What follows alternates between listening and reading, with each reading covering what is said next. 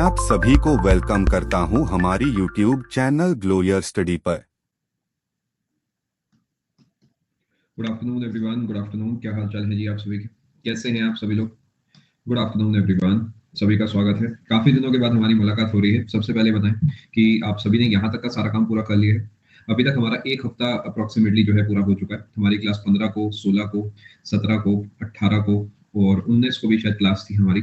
शायद 20 को भी हमारी क्लास थी। ये हमारी लगातार मंडे से लेकर सैटरडे तक क्लास चली थी। उसके बाद 21, 22, 23, 24 आपकी छुट्टी थी कि वैसे ही संडे था। उसके बाद ये 3 दिन मैंने किसी पर्सनल वर्क से ऑफ रखा हुआ था। अब 25 है आपकी क्लासेस, अब 25 से फिर से कंटिन्यू हो रही है और शुरू करते हैं ये आज की कहानी। गुड आफ्टरनून, सभी का स्वागत है। देखिए काफी बच्चों को आज सुबह वाली क्लास पता ही नहीं थी क्लास हो रही है, काफी बच्चे लेट आए थे। आप ऐसा काम बिल्कुल ना करें, आपको थोड़ा सा सीरियस होना होगा। ये नोटिफिकेशन पे डिपेंडेंट बच्चे ना बने, देखिए क्योंकि नोटिफिकेशन जाएगा तो हमारी तैयारी हो गई। इतने बुरे दिन हमारे अभी नहीं आए हैं। हमें पता होना चाहिए कि हमारा एजुकेटर कब गया है, कब आया है, कब क्या चला है, कब क्लास होगी, कब क्या क्लास नहीं होगी, है ना। थोड़ा सा हमें ट्रैक रखना होगा। बिकॉज देखिए जॉब पे जब आप जाएंगे तो ऐसा तो नहीं है सुबह वहां से 6 बजे फोन आएगा कि अरे आज 9:30 बजे तक आ जाना, तब जाओगे। तो आप खुद उठोगे, तैयार होगे, काम पे पहुंच जाओगे, है ना। तो कोशिश करें कि मतलब खुद ट्रैक रखें चीजों का। ये नहीं कि अरे नोटिफिकेशन नहीं आया, सर पता नहीं था, ये सब बातें ना नुकसान कराती हैं आपको। चलो शुरू करते हैं जी कहानी। लुक ये बदलता ही रहता है मेरा ख्याल लुक का, क्योंकि मैं इतना ध्यान नहीं देता हूँ। जो जैसा हो गया वैसा हो गया। चलो शुरू करते हैं जी आज की कहानी। मैं उम्मीद कर रहा हूँ पूरे तरीके तैयार है। अभी तक एक हफ्ते में हमने दिल्ली सल्तनत को पैक करा है। और पिछली क्लास अगर आपने देखी है तो उस क्लास में मैंने आपको बताया होगा कि बाबर किस तरीके आया, याद है आपको। अब हम बाबर की कहानी को आगे बढ़ाएंगे और दिल्ली सल्तनत को हम पैक कर चुके हैं ऑलमोस्ट। बस एक छोटा सा पेज मैं आपको बनवाऊंगा यहाँ पर, जो पिछले किसी बैच में नहीं बनवाए। अपने पास से कुछ डेटा मैंने ऐड करा है आपके लिए, काम का डेटा है। तो अपने पास एक या दो पन्ने अगर बीच में कहीं खाली हो तो वो खोलो और वहां पर कुछ चीजें नोट करो, ठीक है। कुछ टर्म्स मैं आपको यहाँ पे लिखवा रहा हूँ, जो टर्म्स एसएससी कभी बार डायरेक्ट पूछ लेता है। अगर आप स्टेट लेवल एग्जाम देते हैं या फिर आप आगे चल के यूपीएससी वगैरह देते हैं तो भी ये पेज आपके काफी काम का है। बट एसएससी से भी यहाँ से सवाल पूछे गए हैं, देखा गया है, तो मैं एसएससी ओरिएंटेड डेटा लिखवा रहा हूँ जो अल्टीमेटली बाकी पेपर्स में भी काम आएगा, ठीक है। मैं चाहूंगा कम से कम आपके पास 2 पेज होने चाहिए। अगर एक पेज है तो भी चलेगा, और एक टेबल बनवाऊंगा मैं आपकी, उस टेबल में आपको सब कुछ नोट करना है, ठीक है जी। चलो जो भी आपके डाउट्स हैं उसके लिए क्वेश्चन टैब का आप इस्तेमाल करेंगे। अगर आप मुझसे कुछ तैयारी एसोसिएटेड बात करना चाहते हैं तो रेज अ हैंड भेजें। अगर कोई डाउट है फैक्चुअल या इन जनरल कैसा भी, जो कि एक आध दो लाइन में क्लियर हो सकता है, तो आप मुझे क्वेश्चन टैब में उसे लिख के भेज दें, मैं उसे साथ साथ देखने की कोशिश कर लूंगा। चलो शुरू करते हैं। चलो शुरू करते हैं कहानी और देखते हैं अपनी कहानी कहां तक जाती है, ठीक है। कुछ टर्म्स मैं आपको यहाँ पे लिखवा रहा हूँ जो टर्म्स पेपर में डायरेक्टली पूछी जाती है। जैसे कि क्या एकता एक इंपॉर्टेंट शब्द है जो कि हमसे पूछ सकता है कि भाई what do you mean by एकता, इक्तेदार, ये सब चीजें क्या है। जजिया क्या होता है पेपर जानता है, हमसे पूछता है। तो इस तरीके के कुछ टर्म्स है जो आपको 10-12 टर्म्स में लिखाऊंगा, आप इसे अपने पास नोट करते चलना, ठीक है। अगर एकता आपने नहीं नोट करा तो एकता को मैं बाद में नोट कराऊंगा, मैं आप मेरे साथ साथ नोट करो। आप ऐसे लिख सकते हो इंपॉर्टेंट टर्म्स रिलेटेड टू। अच्छा कहीं पे भी नोट कर सकते हो, ऐसा नहीं है कि सिर्फ पुराने नोट्स में जगह नहीं है, अरे इसे एंशिएंट के बाद नोट कर लो, कोई नए पन्ने से नोट कर लो, इट हार्डली मैटर्स। ऐसा नहीं है कि अपने को कौन सा नोट से बेचनी है कहीं जाके, कहीं पे भी लिख लो दिल्ली सल्तनत। तो ऐसे चिंता नहीं करनी है, एक नया पन्ना खोलो उसमें नोट करना चालू कर दो। चलो important terms related to Delhi Sultanat. आप अगर पॉसिबल आपके लिए तो टेबल जैसी बना लेंगे, अगर पॉसिबल नहीं है तो सामने सामने नोट कर लेंगे, ठीक है जी। बहुत अच्छी बात है। देखिए सबसे पहले एक शब्द आपने सुना होगा जो कि आमिर। आप चाहे टेबल में लिखेंगे, टेबल समझ गए ना, इस तरीके की यहाँ पर आपने आमिर लिखा और यहाँ पर डेफिनेशन, चाहे तो आप सीधा सीधा आमने सामने नोट कर सकते हैं। रूपाली एक बार बेटा रिफ्रेश करें, ईयरफोन्स का इस्तेमाल करके देखें इधर से सब ठीक है। आमिर शब्द का जो मतलब होता है वो होता है कमांडर।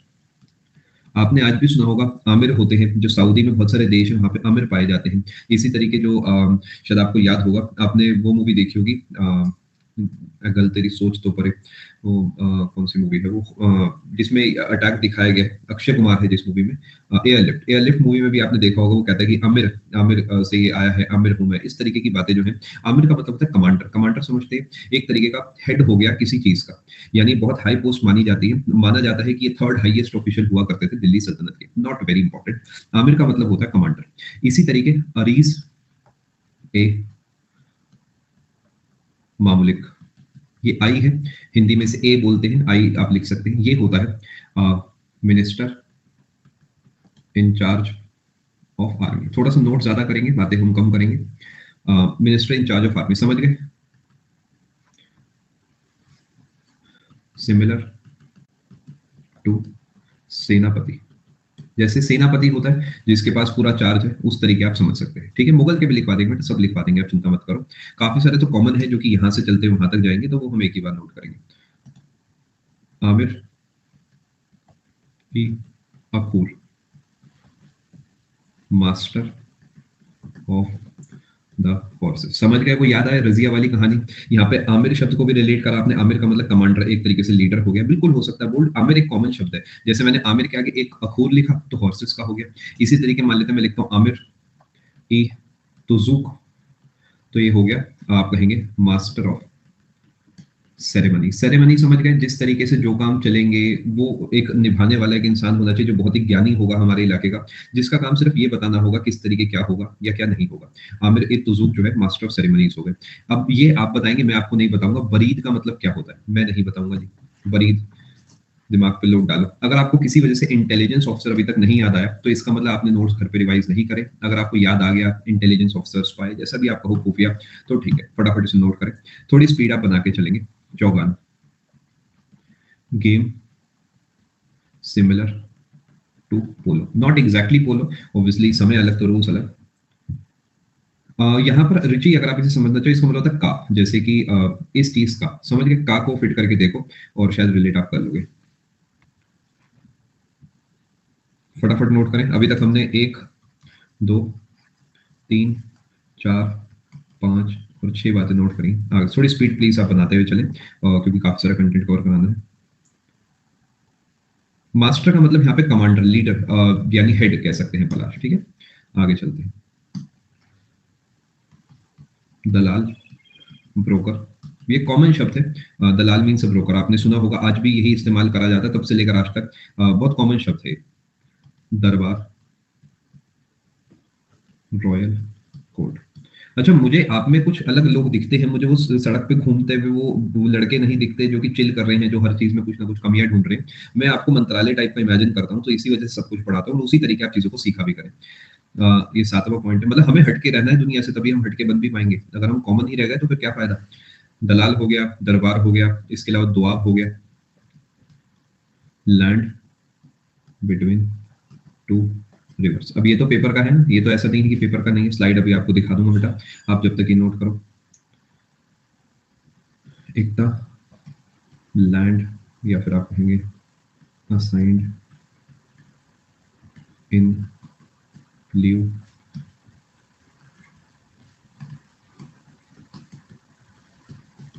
कैश, इकतदार, रेसिपिएंट ऑफ। अभी आपको बताता हूँ प्रगति, सब बताऊंगा बेटा, जान के लिखा है, मैं ऐसी तो इंग्लिश ठीक कराऊंगा ना। एकता का मतलब प्रांत कह सकता हूँ, इट इज अ प्रांत। प्रांत एक तरीके से हो गया एक इलाका, जो कि आप सुल्तान है, आप सुल्तान है, ठीक है। आपने मुझे कह दिया कि तुम मेरे इक्तेदार हो, तुम एक काम करो मुरादाबाद का इक्ता तुम रख लो, तो क्या बदले में मैं उन्हें कैश दूंगा। मेरी जिम्मेदारी है वहां से पैसे को इकट्ठा करना, अपने सुल्तान को पैसा पहुंचाना। तो इन रिटर्न ऑफ कैश, यानी पैसा पहुंचाने के बदले मैं इस इलाके को अपने कब्जे में ले लूंगा या अपने कंट्रोल में ले लूंगा, ठीक है जी। और रेसिपिएंट ऑफ इक्ता का मतलब जिसे वो इतना मिला है वो इक्तेदार है। मैं जान के टेक्निकल टर्म्स का इस्तेमाल कर रहा हूं बिकॉज पेपर ऐसे ही पूछता है। ये एग्जैक्ट ऐसी कॉपी पेस्टेड पेपर में आ चुका है आपका। ब्रोकर का मतलब होता है जो भी डील फाइनलाइज कराता है। जैसे बहुत बार क्या होता था कि एक सुल्तान को घोड़े खरीदने होते थे, तो उसके लिए वहां पे दलाल को ढूंढा जाता था। तो दलाल जो है वो जनरली ग्रामीण इलाकों से या जो प्रदेश है उनसे अपना कॉन्टैक्ट बनाए रखता था, और वो एक सौदा तय करता था कि हाँ मैं आपको 100 घोड़े दे दूंगा इतने पैसों के बदले, और इसलिए उसका एक जो शब्द है दलाल का इस्तेमाल वहां करा जाता था, ठीक है। आगे चलते हैं। इक्तेदार हो गया, तो जजिया नोट कर लेते हैं। जजिया, personal tax on non Muslims. अच्छा, आप कहाँ से हैं कपिल, अगर आप बताना चाहें, मतलब कीप दिस इन माइंड, ये एक जो है एक पब्लिक प्लेटफॉर्म है, तो आप सोच के ही लिखें। If you want you can simply skip the question, अगर आप एग्जैक्ट लोकेशन ना बताएं तो भी चलेगा। Personal tax on non Muslims, अगले नंबर पे जीतल,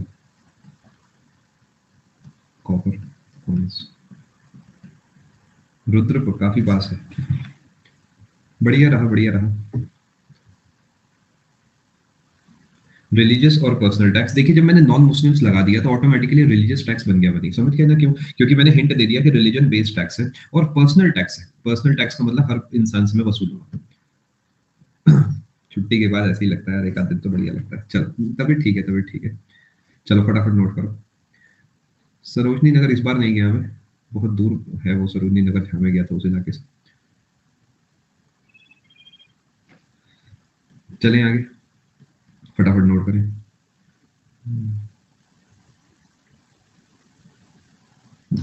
चलें आगे।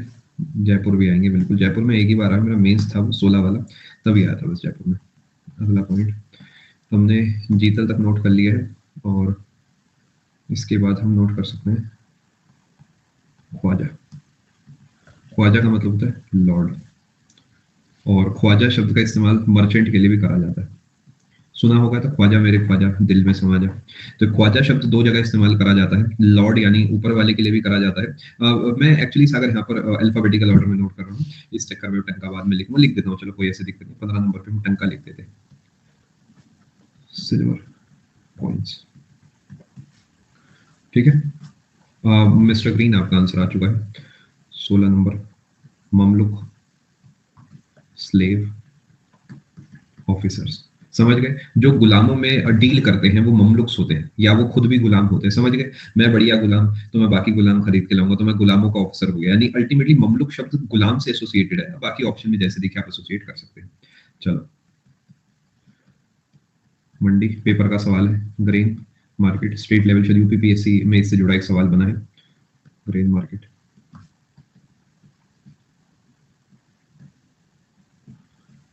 मोनियंस, सीक्रेट स्पाइस। ऑब्वियसली सीक्रेट लिखने से मैंने कुछ हासिल नहीं कर लिया, ऑब्वियसली दे आर स्पाइस, तो सीक्रेट होंगे, बट अगेन टेक्निकल टर्म्स लिखोगे तो पेपर में आसानी रहेगी। पैबोस, फीट, फटाफट नोट करें।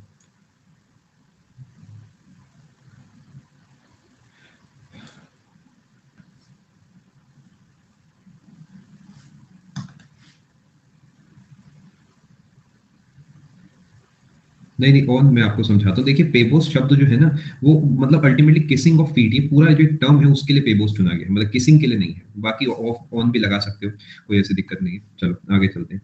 हिस्ट्री की अभी बेटा बहुत सारी क्लासेस बची है। रूपा हिस्ट्री कम से कम हम पढ़ते हैं 25 से 30 क्लासेस में लेता हूँ हिस्ट्री की। प्रियंका बेटा शाम 6:30 वाली क्लास में आप आना, उसमें प्रैक्टिस हम करते हैं स्पेशल में।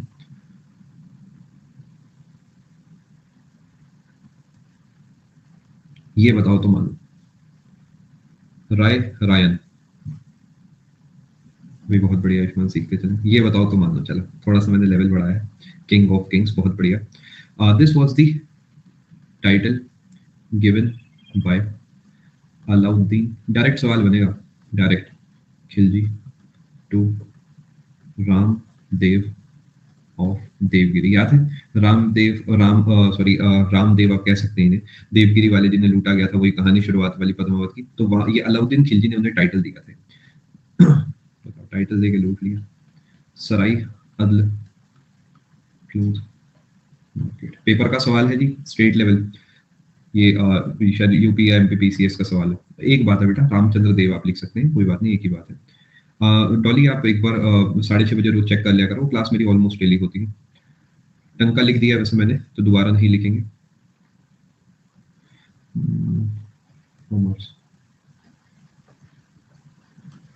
प्लूरल ऑफ आमिर, समझ गए?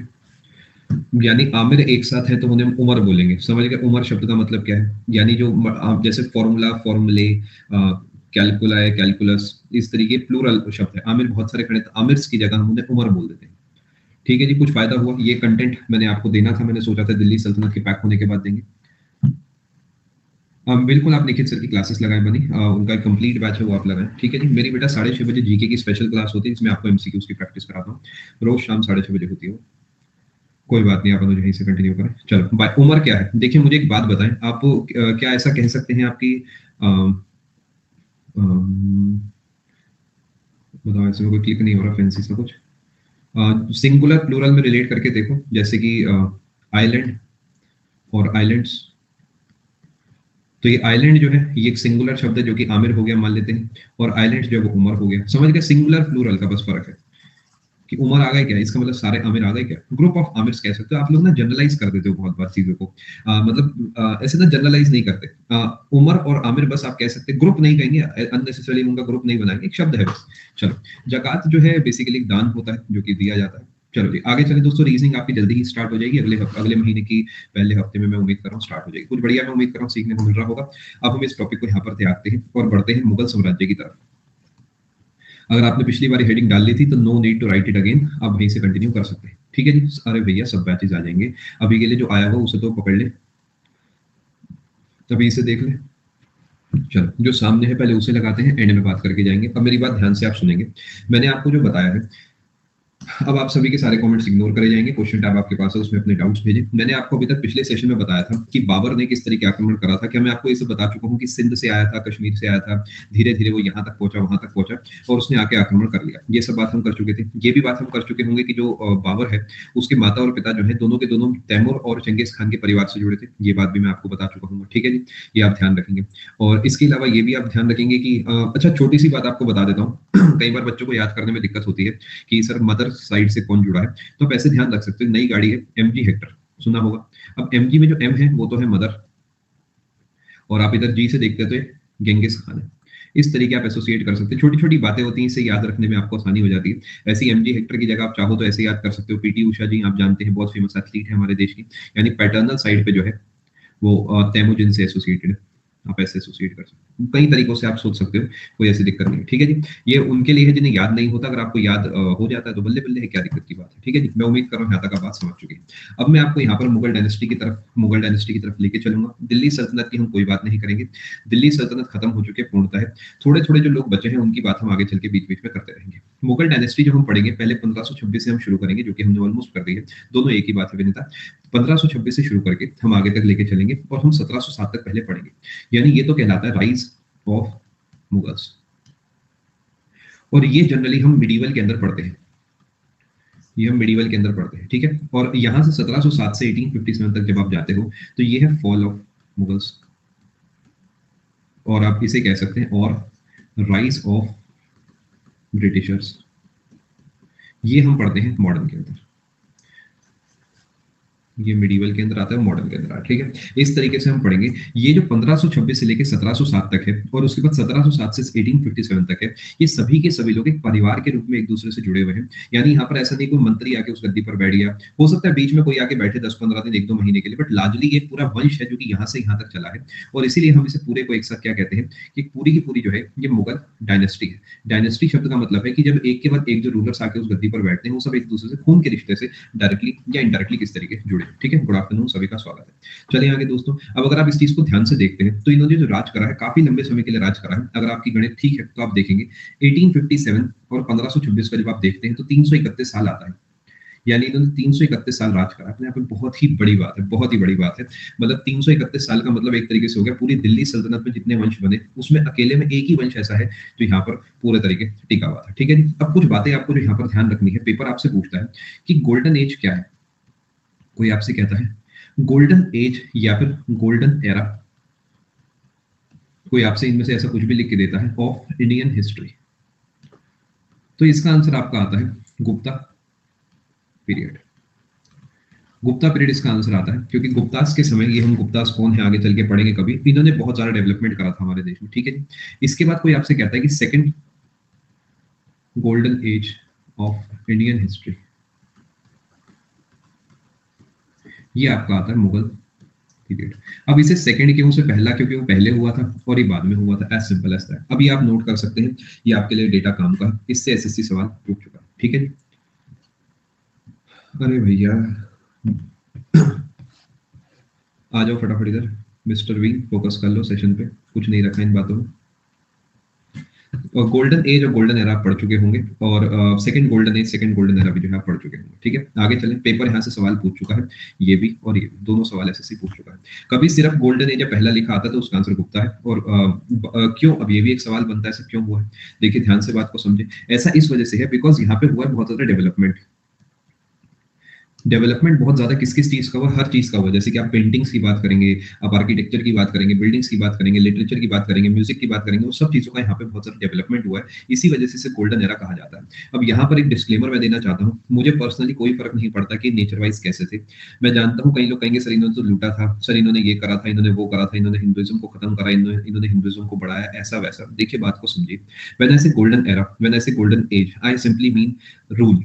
यानी रूल करा बढ़िया तो वो बढ़िया रूलर है, पर्सनली वो कैसे ही हो मुझे कोई फर्क नहीं पड़ता। तो इस बात को आप समझे, इसे दिल पे ना लगाएं। देखिए आप एक पेपर की तैयारी कर रहे हैं, उसमें सब सवाल पूछे जाते हैं, उसकी आपको यहाँ पे तैयारी कराई जा रही है। ये कोई डिबेट नहीं है जहाँ पर बैठ के हम ये बात कर रहे हैं कि मुगलों ने अच्छा करा या बुरा करा। वो प्लेटफॉर्म नहीं है, ये वो लेक्चर नहीं है जहाँ पर आप ऐसी बहस करें। यहाँ पर आपको सिर्फ पेपर की तैयारी कराई जा रही है, आपका हृदय परिवर्तन नहीं करा जा रहा और ना ही आप मेरा करने की कोशिश करें। ठीक है, कंटेंट है, कंटेंट को कंटेंट के तरीके पढ़ें और जाने दें। आगे चलते हैं। चलो जी, अब शुरुआत जो करेगा मुगल साम्राज्य की, दोबारा से नहीं लिखना। अगर आप लिख चुके हैं पहले तो सिंपली आप उसके पास ही नोट करें, वरना दोबारा लिख सकते हैं। मुगल डायनेस्टी की जो शुरुआत है वो होती है स्टार्टेड इन 1526 और फाउंडर कौन माना जाएगा? बाबर। बाबर का ही जो पूरा नाम है, यानी also known as Zahiruddin Mohammad Babur. और ये जो रूल करेगा वो करेगा 4 ईयर्स तक, और 1526 से 1530। और बैटल जो ये लड़ेगा ये है battle of first battle of Panipat. और ये कब लड़ी जाएगी? 21 अप्रैल 1526। ये कुछ चीजें आपको पता होनी चाहिए। फर्स्ट बैटल आप कहेंगे, या इस रूल से जुड़ी जो फर्स्ट बैटल है वो ये। नहीं मैंने नहीं देखी शिवा, समय की कमी की वजह से। आगे चल, इनफैक्ट मुझे पता भी नहीं कोई ऐसी सीरीज आई है, थोड़ा समय की दिक्कत रहती है। मैं उम्मीद कर रहा हूँ यहाँ तक आप बात समझ चुके हैं। थोड़ी सी इनकी बात अब आपके साथ कर लेता हूँ। देखो जो बाबर भाई हैं, इनका जन्म हुआ है 14 फेब, शायद आपको याद होगा 1483 में, शायद आपको ये बात याद होगी। और इनका जन्म जो है तुर्की में हुआ था। कि मैं फोन अपना जो है साइलेंट कर देता हूँ। बिल्कुल आप सही कह रहे हैं, फरगना तुर्की में इनका जन्म हुआ था। फिर हमने बहुत सारी बैटल्स पढ़ी, शायद आपको याद होगा, सब बैटल ऑफ सरेपुल हमने पढ़ा। उसके बाद हमने और देखा किस तरीके यहाँ तक आए थे, सब चीजें जो हमने पढ़ी। बेटा जो जो स्क्रीन पर लिखा है वो आपको सब कुछ नोट करना है। मेरा मानना ये है कि अगर आपको स्पेसिफिकली बताया जाए कि मत नोट करो तो ही रुका करो, अदरवाइज जो जो मैं लिख रहा हूँ वो आप अपनी कॉपी में लिखते चला करें। ठीक है, यहाँ तक हम सारी बात कर चुके हैं। हम फर्स्ट बैटल की भी बात कर चुके हैं, तोपों की बात हम कर चुके हैं, सब चीजों की बात हम पिछली क्लास में कर चुके हैं। बेस आपका बना दिया गया था। अब आपको शायद याद होगा कि जो इसकी कैपिटल रहेगी वो वहीं पर रहेगी जहाँ दिल्ली सल्तनत की आखिरी कैपिटल, शायद आपको ये बात याद होगी। यानी फर्स्ट कैपिटल कोई आपसे कहता है ऑफ मुगल्स, ये रहेगी आगरा, शायद याद होगा आपको। या फिर आपसे कोई कहता है लास्ट कैपिटल ऑफ दिल्ली सल्तनत, या फिर आपसे कोई कहता है लास्ट कैपिटल ऑफ लोधीस। तो आपका आंसर सेम रहता है आगरा। रीजन मैं उम्मीद कर रहा हूं आप समझ चुके हैं, कोई इसमें बड़ी बात नहीं। ठीक है, सबका बेटा अपना अपना तरीका है मदीना। अगर आपको लगता है कि साथ साथ नोट करने में आपको दिक्कत होती है तो उस केस में आप मुझे बता देना, मैं एक एक पेज लिख दूंगा और उसके बाद आप उसे नोट कर लेना। मतलब मुझे किस चीज में कोई दिक्कत नहीं है, बस अल्टीमेटली मुझे आपका सिलेक्शन चाहिए। जब तक आप वो दे रहे हैं तब तक मैं आपके तरीके चल लूंगा, मुझे क्या दिक्कत है। ठीक है जी, यहाँ तक आप बात समझ चुके दोस्तों। आगे चलते हैं। फर्स्ट कैपिटल ऑफ मुगल्स पढ़ लिया, लास्ट कैपिटल, ये सब डेटा हमें अच्छे से पता है। अब बात को बड़ी ध्यान से समझना। सबसे पहली चीज होती है आगाज।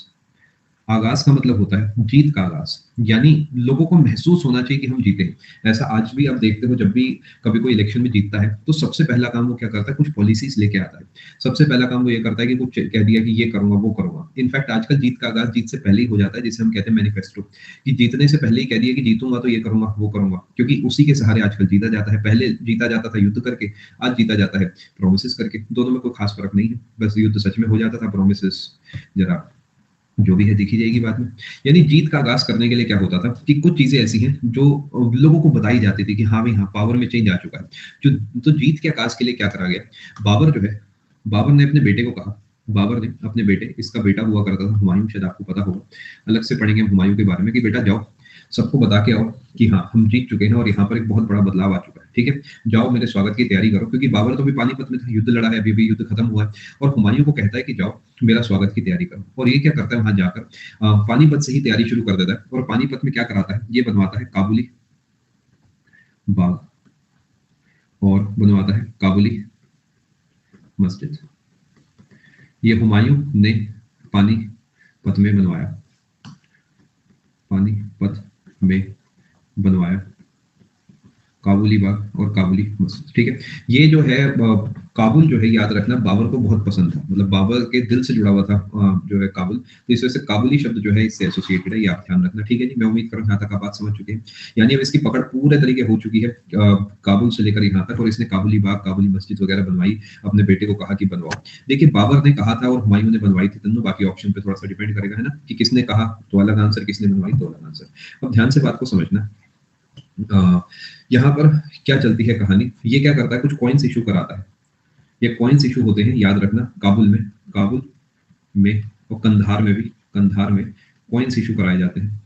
काबुल में जो कॉइन्स इशू होते हैं वो शाहरुख कॉइन्स होते हैं, शाहरुख कॉइन्स, और कंधार में जो होते हैं वो होते हैं बाबरी कॉइन्स।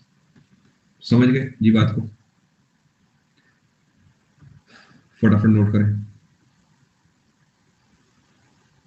आगे चलते हैं। अब ये देखिए, माना जाएगा बाबर ने चलवाया, समझ गए ना, कि भले ही हुमायूं कर रहा है लेकिन नाम यही माना जाएगा बाबर ने बनवाई, बाबर ने कराया। शाहरुख एक नाम है, बस एक नाम है शाहरुख, अपना शाहरुख खान जैसे नाम है, बस नाम है। चलिए, बहुत बढ़िया, आप सीखते चले ऋषभ।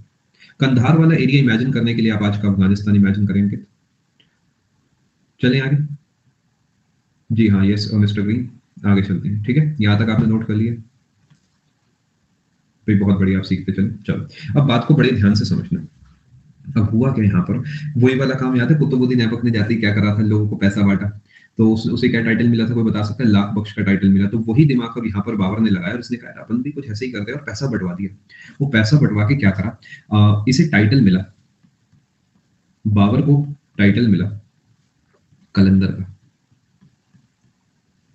अब ये मिला या लिया, ये तो आप समझते हो ना, ये रास्ता उनके साथ चला गया। बट ऐसा कहते हैं कि इन्हें दुनिया कहा जाता है, देखो ऐसे ही कहा जाता है कि मैं अपने आप को कह दूं कि अरे आज तो मैं आपका सो एंड सो हूं, और आपको फिर मैं कहूं अरे देखो बच्चों ने तो मुझे टाइटल दिया, कुछ वैसी कहानी आप कह सकते हो कि बाबर बाबर को टाइटल मिला या बाबर ने खुद को टाइटल दिया, जो भी है। तो ये कलंदर का टाइटल इनसे एसोसिएटेड हो गया। अब हुआ क्या, आपको शायद याद होगा, इन्होंने एक और टाइटल भी इनसे जुड़ा था, बादशाह का, इट्स योर बॉय, है ना, याद है ना। तो अभी जो जहीरुद्दीन मोहम्मद बाबर है, तो इसका नाम बड़ा हो गया, अब इसका नाम बन गया जहीरुद्दीन मोहम्मद बाबर बादशाह कलंदर। समझ गए क्या मैं आपको बताना चाह रहा हूँ। अब ये सब नाम वाम विकसित करके अपना, अब ये पहुंच गए हैं आगरा, जश्न बन गया है, अब बिल देने का टाइम आ चुका है। लेकिन यहाँ पर इनकी स्मार्टनेस आप देखना, क्या ये जीत चुके हैं, इन्होंने जीतने के बाद क्या करा, अभी रुके नहीं, यानी आगरा पहुंचे, reach Agra and fort Rana संगा। अगेन देखिए, आपको समझना होगा कि आप ये एक बैटल है, और मैं एजुकेशनल पॉइंट ऑफ व्यू से चीजों को पढ़ा रहा हूँ, है ना। भले ही मैं किसी एक पर्सनैलिटी को कितना ही अच्छा मानता हूँ, लेकिन मैं चाहकर भी उन्हें जिता तो नहीं सकता। I hope you are understanding the point, because this is everything is educationally point of view है। जैसे मुझे मजबूरी में मोहम्मद घोरी से हरवाना पड़ा था पृथ्वीराज चौहान जी को, तो बस मेरी मजबूरी है, जो डेटा है वो डेटा है। अब यहाँ पर एक बैटल होगी राणा संगा जी के साथ, जो कि होगी 1527 में। 1527 में एक बैटल होगी, जिस बैटल का नाम है बैटल ऑफ खानवा। पेपर के लिए बहुत ही ज्यादा इंपॉर्टेंट है दोस्तों, ये आपको रटना होगा, खानवा का युद्ध। और एक खानवा आपको देखने को मिलता है आगरा से करीब 1 घंटा दूर, आप मान सकते हैं 40-50 किलोमीटर दूर होगा, ठीक है। बैटल ऑफ खानवा जो है ये हुई, और इसमें क्या हुआ कि प्रॉब्लम कहाँ पे आई, मैं आपको समझाता हूँ। राणा संगा जी को लगा था कि बाबर आएगा, लूटेगा, चला जाएगा, बट वो जा ही नहीं रहा। अब इन्होंने कहा तिथि तुम कब जाओगे, उसने कहा तिथि है ही नहीं, अब तो इलाका ही हमारा है। और यहाँ पर आके कहानी बदल गई, क्योंकि अब राणा संगा जी को भी टेंशन हो गई, भाई ये तो यहीं आके रुक गया। तो बैटल ऑफ खानवा में एक युद्ध होता है, जो कि होता है बाबर वर्सेस राणा संगा, जिसमें अब याद रखेंगे राणा संगा को सपोर्ट जो है वो करता है एक इंसान जिसका नाम है महमूद लोदी।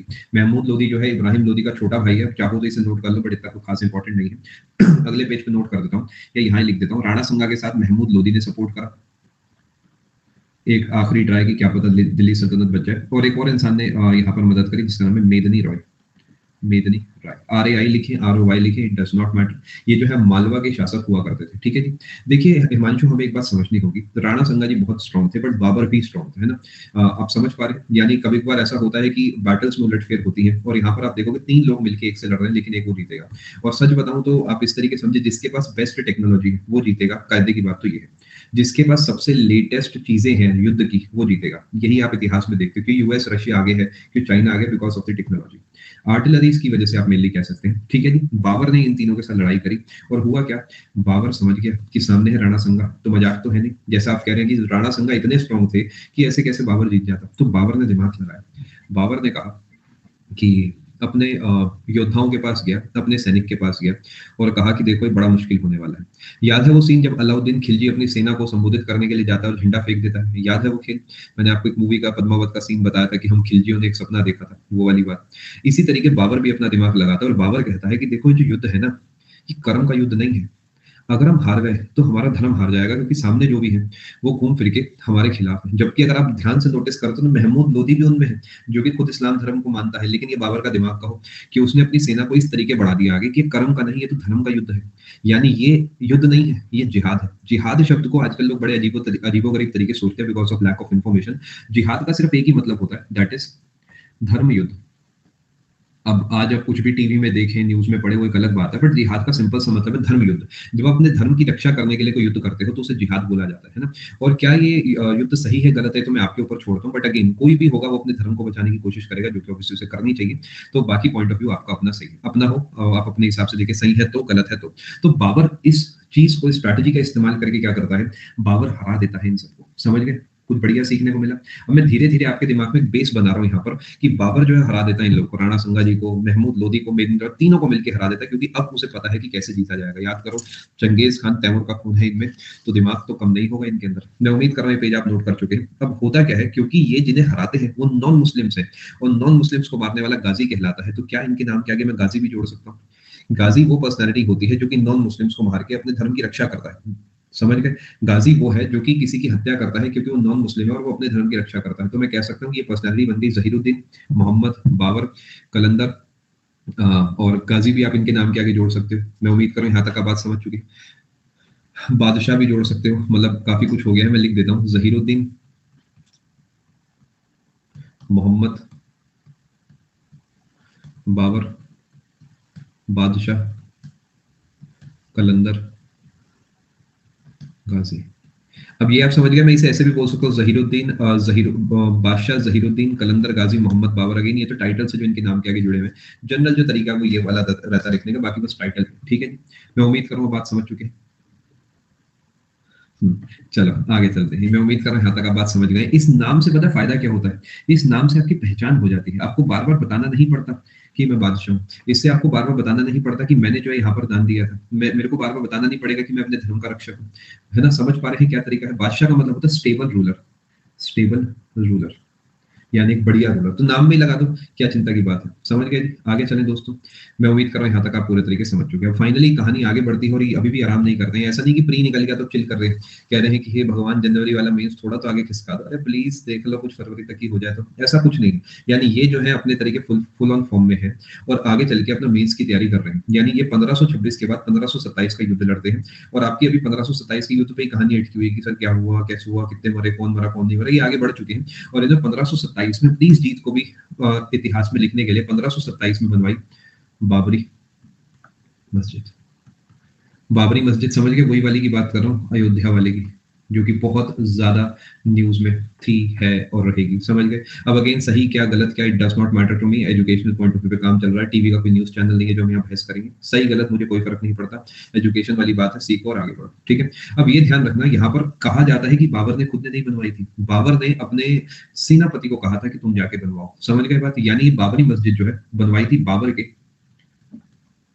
सेनापति ने। मीर बाकी अमीर बख्शी कहा जाता था, ये ध्यान रखेंगे उन्हें, और उन्होंने बनवाई थी। रीजन समझ गए क्या? रिलीजियस चीज है, कोई मेरे मेरे नाम पे बनवा देगा और मेरी पकड़ भी रिलीजन से एसोसिएट हो जाएगी। मैं उम्मीद कर रहा हूँ बात समझ पा रहे हैं। ठीक है जी? देखिए, पंकज, इसका आंसर आपको नहीं दिया जाएगा मेरे द्वारा, क्योंकि मतलब मैं इतनी आसानी से आपत्तिजनक कमेंट नहीं करूंगा क्लास में। आगे चलें दोस्तों। बाबरी, इसका नाम ऐसा कहीं खास जिक्र नहीं है। रिची रिची तो इसे बस इतना सही हमें समझना होगा। बाबर का जो सेनापति था उसने ये बनवाया था पूरा सेटअप, ध्यान रखेंगे। उसके बाद जो है 1528 आता है। 1528 में होता है battle of Chanderi. Battle of Chanderi होता है और याद होगा मेदिनी रॉय जो है, मेदिनी रॉय जो है, अभी वो जिंदा है क्योंकि वो वहां से जो है आ गए थे वापसी। तो यहाँ पर बैटल होती है जो कि होती है बाबर वर्सेस बाबर वर्सेस मेदिनी रॉय। अब ध्यान से बात को समझना। बाबर ने इन्हें भी हरा दिया, डिफीटेड, डिफीटेड एंड किल्ड। अब याद है आपको वो सीन? देखिए, आपको समझना होगा, आप जो साथ-साथ कमेंट कर रहे हैं, इससे आपका नुकसान होता है। क्योंकि आप जब टाइप कर रहे हैं, तो आप अपने ही अलग ज़ोन में होते हैं और उसमें आपका जो मेन मकसद है इस प्लस पे आने का, उसका वो पर्पस बीट हो जाता है। आपको समझना होगा, this is a story that you have to understand. Exam point of view पे हम यहाँ पे पढ़ाई कर रहे हैं। कोई आपका बीकॉम ऑनर्स या फिर आपका बीए नहीं चल रही है यहाँ दिल्ली यूनिवर्सिटी की, जहाँ पर हम क्लास में 3 साल तक एक ही चीज़ पढ़े जा रहे हैं। आपको एग्ज़ाम ओरिएंटेड तरीके से सटीक तैयारी मुझे करानी है, तो कोशिश करो कि फोकस अपना स्क्रीन पर बनाए रखो, क्योंकि साल 6 महीने में एक ही बार मैं इतना डिटेल में पढ़ाता हूँ, उसके अलावा प्रैक्टिस कराता हूँ। मौका अच्छा है, चीज़ों को सीख लो, ठीक है जी? बात को बड़े ध्यान से आप समझना। बाबर वर्सेस मेदिनी रॉय हुआ और जिसमें मेदिनी रॉय जी की जो है हत्या हो गई। ये मालवा के शासक थे, रूलर ऑफ मालवा, ऐसे लिख देता हूँ मैं, ठीक है बेटा? मालवा वाला इलाका अपना आप इमेजिन कर सकते हो, सेंट्रल इंडिया वाला। और मेदिनी रॉय को मार दिया जाता है। और ये ध्यान रखना कि जैसे कि एक चीज़ हुई थी जौहर, शायद आपको याद होगा, वो जौहर हुआ था कब? आपको शायद याद होगा जब हमने चित्तौड़ वाला युद्ध पढ़ा था अलाउद्दीन खिलजी के समय। तो आपको शायद याद होगा, जो दीपिका है वो कहती है शाहिद से कि मैं आपसे एक हक माँगना चाहती हूँ, जौहर का हक, शायद आपको याद होगा, मास लेवल पे जो सती होती है। ठीक उसी तरीके से यहाँ पर भी कुछ कहानी है कि मेदिनी रॉय जो है, इनके इलाके में जितनी औरतें थीं, उन सबने, क्योंकि बाबर ने कहा था कि जाओ, जितनी महिलाएँ हैं उन्हें सबको पकड़ के ले आओ, जितने मर्द हैं उन्हें सबको जाके मार दो। तो मेदिनी रॉय के जो पूरा इलाका था, तो वहाँ पे जितनी औरतें थीं, उन सबने मास लेवल पे सती कर ली थी। और याद रखना, यही वो युद्ध है बैटल ऑफ चंदेरी, जब बाबर ने जौहर का सामना करा था। यानी वही सेम कहानी जैसे चित्तौड़ मिशन पे अलाउद्दीन खिलजी ने जौहर देखा था, उसी तरीके बाबर ने बैटल ऑफ चंदेरी के बाद या चंदेरी के दौरान जो है जौहर देखा। मैं उम्मीद कर रहा हूँ आप बात समझ पाए। ठीक है जी? जी हाँ, आस-पास आप मान सकते हैं शिखा, बिल्कुल मान सकते हैं। ठीक है? आगे चलें। क्रिप्टो करेंसी बेटा आपको अभी तो नहीं बता पाऊँगा रूपा, इसे अलग से ही हम कभी समझेंगे। मैं उम्मीद कर रहा हूँ समझ गए। यानी जौहर, और यहाँ पे नहीं, ऊपर लिखते हैं एसोसिएटेड विद जौहर, इतना लिख के छोड़ दो, बाकी पेपर में अपने आप टिक कर सकते हो जौहर। अरे यार, क्या कौन सी दुनिया में हूँ? नहीं, बोल्ड नहीं। मेदिनी रॉय एक शासक थे, जिनकी हत्या हो गई थी और बाद में जो है उनके इलाके की जो महिलाएं हैं उन्होंने जौहर कर लिया था। ठीक है जी? आगे चले। मैं उम्मीद कर रहा हूँ यहाँ तक आप बात समझ पाए। अब यहाँ से कहानी आगे बढ़ती है और एक बड़ी फेमस पर्सनैलिटी की मेंटरी यहाँ पे कराता हूँ। ये 1530s चल रहा है, 1520s चल रहा है, ठीक है? बाबर की मृत्यु होने वाली ठीक 1.5 से 2 साल के बाद। और अभी बाबर भी ज़िंदा है, हुमायूँ भी ज़िंदा है और दावत चल रही है, सब चीज़ें बढ़िया चल रही है, ऑल गुड चल रहा है ना? देखो, ऑल गुड चल रहा है। अभी इन्हें पता नहीं है कि नॉर्मलाइज़ेशन होने वाला है। ये अपने रॉ स्कोर को देख के खुश हो रहे हैं कि मज़ा ही आ गया, मेरी शिफ्ट भी सब बता रहे हैं मुश्किल थी और मज़ा ही आ जाएगा, 50-60 नंबर तो बढ़ ही जाएँगे मेरे, 150 के हो जाएँगे, सवा 200। अभी देखते हैं ज़रा बेटा, देखो तुमने क्या पता 18 नवंबर का मेज़ दिया हो। तो अब हुआ क्या यहाँ पर, जिन्हें नहीं पता है, पिछले साल के कुछ सदमे हैं लोगों के, जिन्हें मैं बार-बार कुरेदता रहता हूँ। देखिए, ध्यान से समझने की कोशिश करते हैं। अब यहाँ पर जब जश्न चल रहा था, तो वहाँ पर एक इंसान इन्हें दिखा जो कि बड़ा अजीबो-गरीब बिहेव कर रहा था। यानी जश्न चल रहा है पूरे तरीके, और यहाँ पर जो है बाबर बैठा हुआ है इस तरीके। जश्न चल रहा है बढ़िया वाला, मज़ा ही आ रहा है एकदम। दावतें चल रही हैं। इस तरीके जो है ये अपने सिंहासन पे बैठे हुए हैं।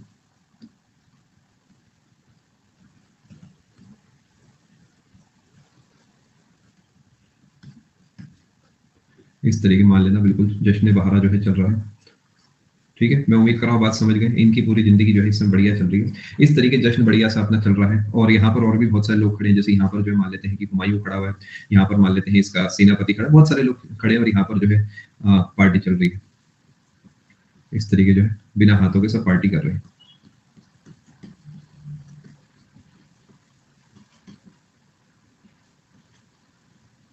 अब यहाँ पर सब चीज़ें जो है बढ़िया चल रही हैं, लेकिन यहाँ पर अचानक ध्यान गया एक इंसान के ऊपर, और ये इंसान जो है बड़ा विचित्र सा इंसान लग रहा था। ये इंसान जो है मैं यहाँ आपके लिए बना देता हूँ। थोड़ा अजीब-ओ-गरीब इंसान लग रहा था, यानी ये इंसान जो है एन्जॉय नहीं कर रहा था पार्टी को। और इंसान जो है आराम से टेक लगा के खड़ा हुआ अपना जो है फ़ोन चेक कर रहा था। ओहो! जाना पड़ेगा। अपना फ़ोन आराम से चेक कर रहा था, लोगों ने कहा यार कुछ गड़बड़ है, और बाबर ने इस पे ध्यान दिया और कहा बेटा हुमायूँ सुनो ज़रा। उसने कहा अरे पापा क्या कर रहे हो? अभी तो पार्टी शुरू हुई है। उसने कहा ज़रा इधर आओ।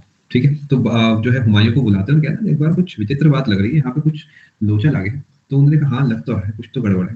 और यहाँ पर फिर ये सबसे सलाह जब तक करता है, तब तक आवाज़ इसके पास पहुँच जाती है, और ये जो यहाँ पर इंसान है इसके कान बड़े तेज होते हैं, इसके पास ये आवाज़ पहुँच जाती है।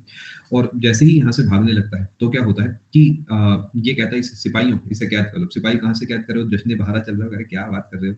डीजे की आवाज़ थोड़ी-सी बढ़ाओ। इतनी देर में इस तक ये आवाज़ पहुँच जाती है और ये जाने से पहले कहता है कि मैं तुझसे बदला लूँगा बहुत जल्द, और मैं जो है पूरे तरीके तुम्हें बर्बाद कर दूँगा। और ये इंसान कह के वहाँ से फरार हो जाता है। ये इंसान ये कह के वहाँ से फरार हो गया। समझ गए कौन है, क्या है? अपने को कुछ नहीं पता। आगे चल के मैं आपको पढ़ाऊँगा कि ये जो इंसान है, इसका नाम है फरीद। और यही फरीद वो इंसान है जो आगे चल के क्या बनेगा? यही फरीद वो इंसान है जो आगे चल के बनेगा शेर शाह सूरी। और पता है कैसे बनेगा? ये बाबर का जो बेटा है हुमायूं, इसे हराएगा फरीद। ये आपको सही समय आने पे मैं पढ़ाऊंगा। और बनेगा शेरशाह सूरी, एक नए वंश को बना देगा पूरे तरीके, यानी जो कमिटमेंट करके गया था वो कमिटमेंट को पूरा करेगा। दोबारा बताता हूँ, कईयों को तो समझ नहीं आई होगी क्या कहानी है। देखो पार्टी चल रही है, उसमें एक इंसान ऐसा है जो अलग से, बिल्कुल आप मान के चलो कि अलग से ही कुछ बन के बैठा, ठीक है। वो एक अलग सा इंसान है, उसने मान लीजिए बिल्कुल नियॉन कलर के कपड़े पहने, उसे इमेजिन करो। और वो पार्टी में ध्यान तो दे रहा है, लेकिन वो अंदर खाने कुछ और प्लान कर रहा है।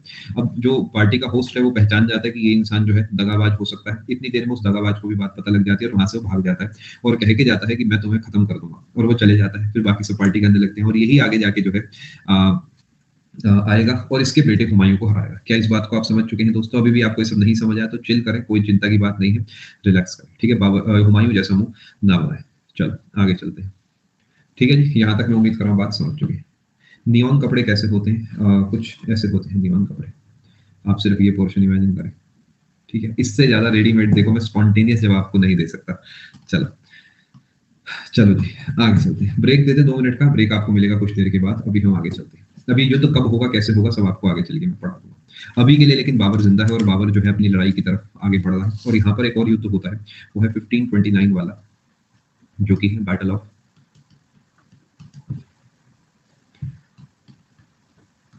घाघरा, ठीक है। अब इसमें बाबर जो है वो हराता है डिफीटेड महमूद लोधी।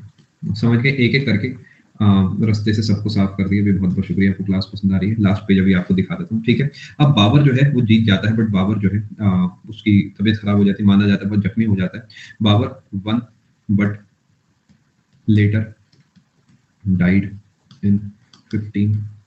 क्या इस बात को आप समझ चुके हैं? फटाफट इसे नोट करो। देख लेता हूँ जी आपके डाउट्स क्या क्या है। एक एक करके सभी का डाउट मैं देख लेता हूँ। आप फटाफट से इसे अपने पास नोट कर ब्रेक दे दो, भी दे देता हूँ।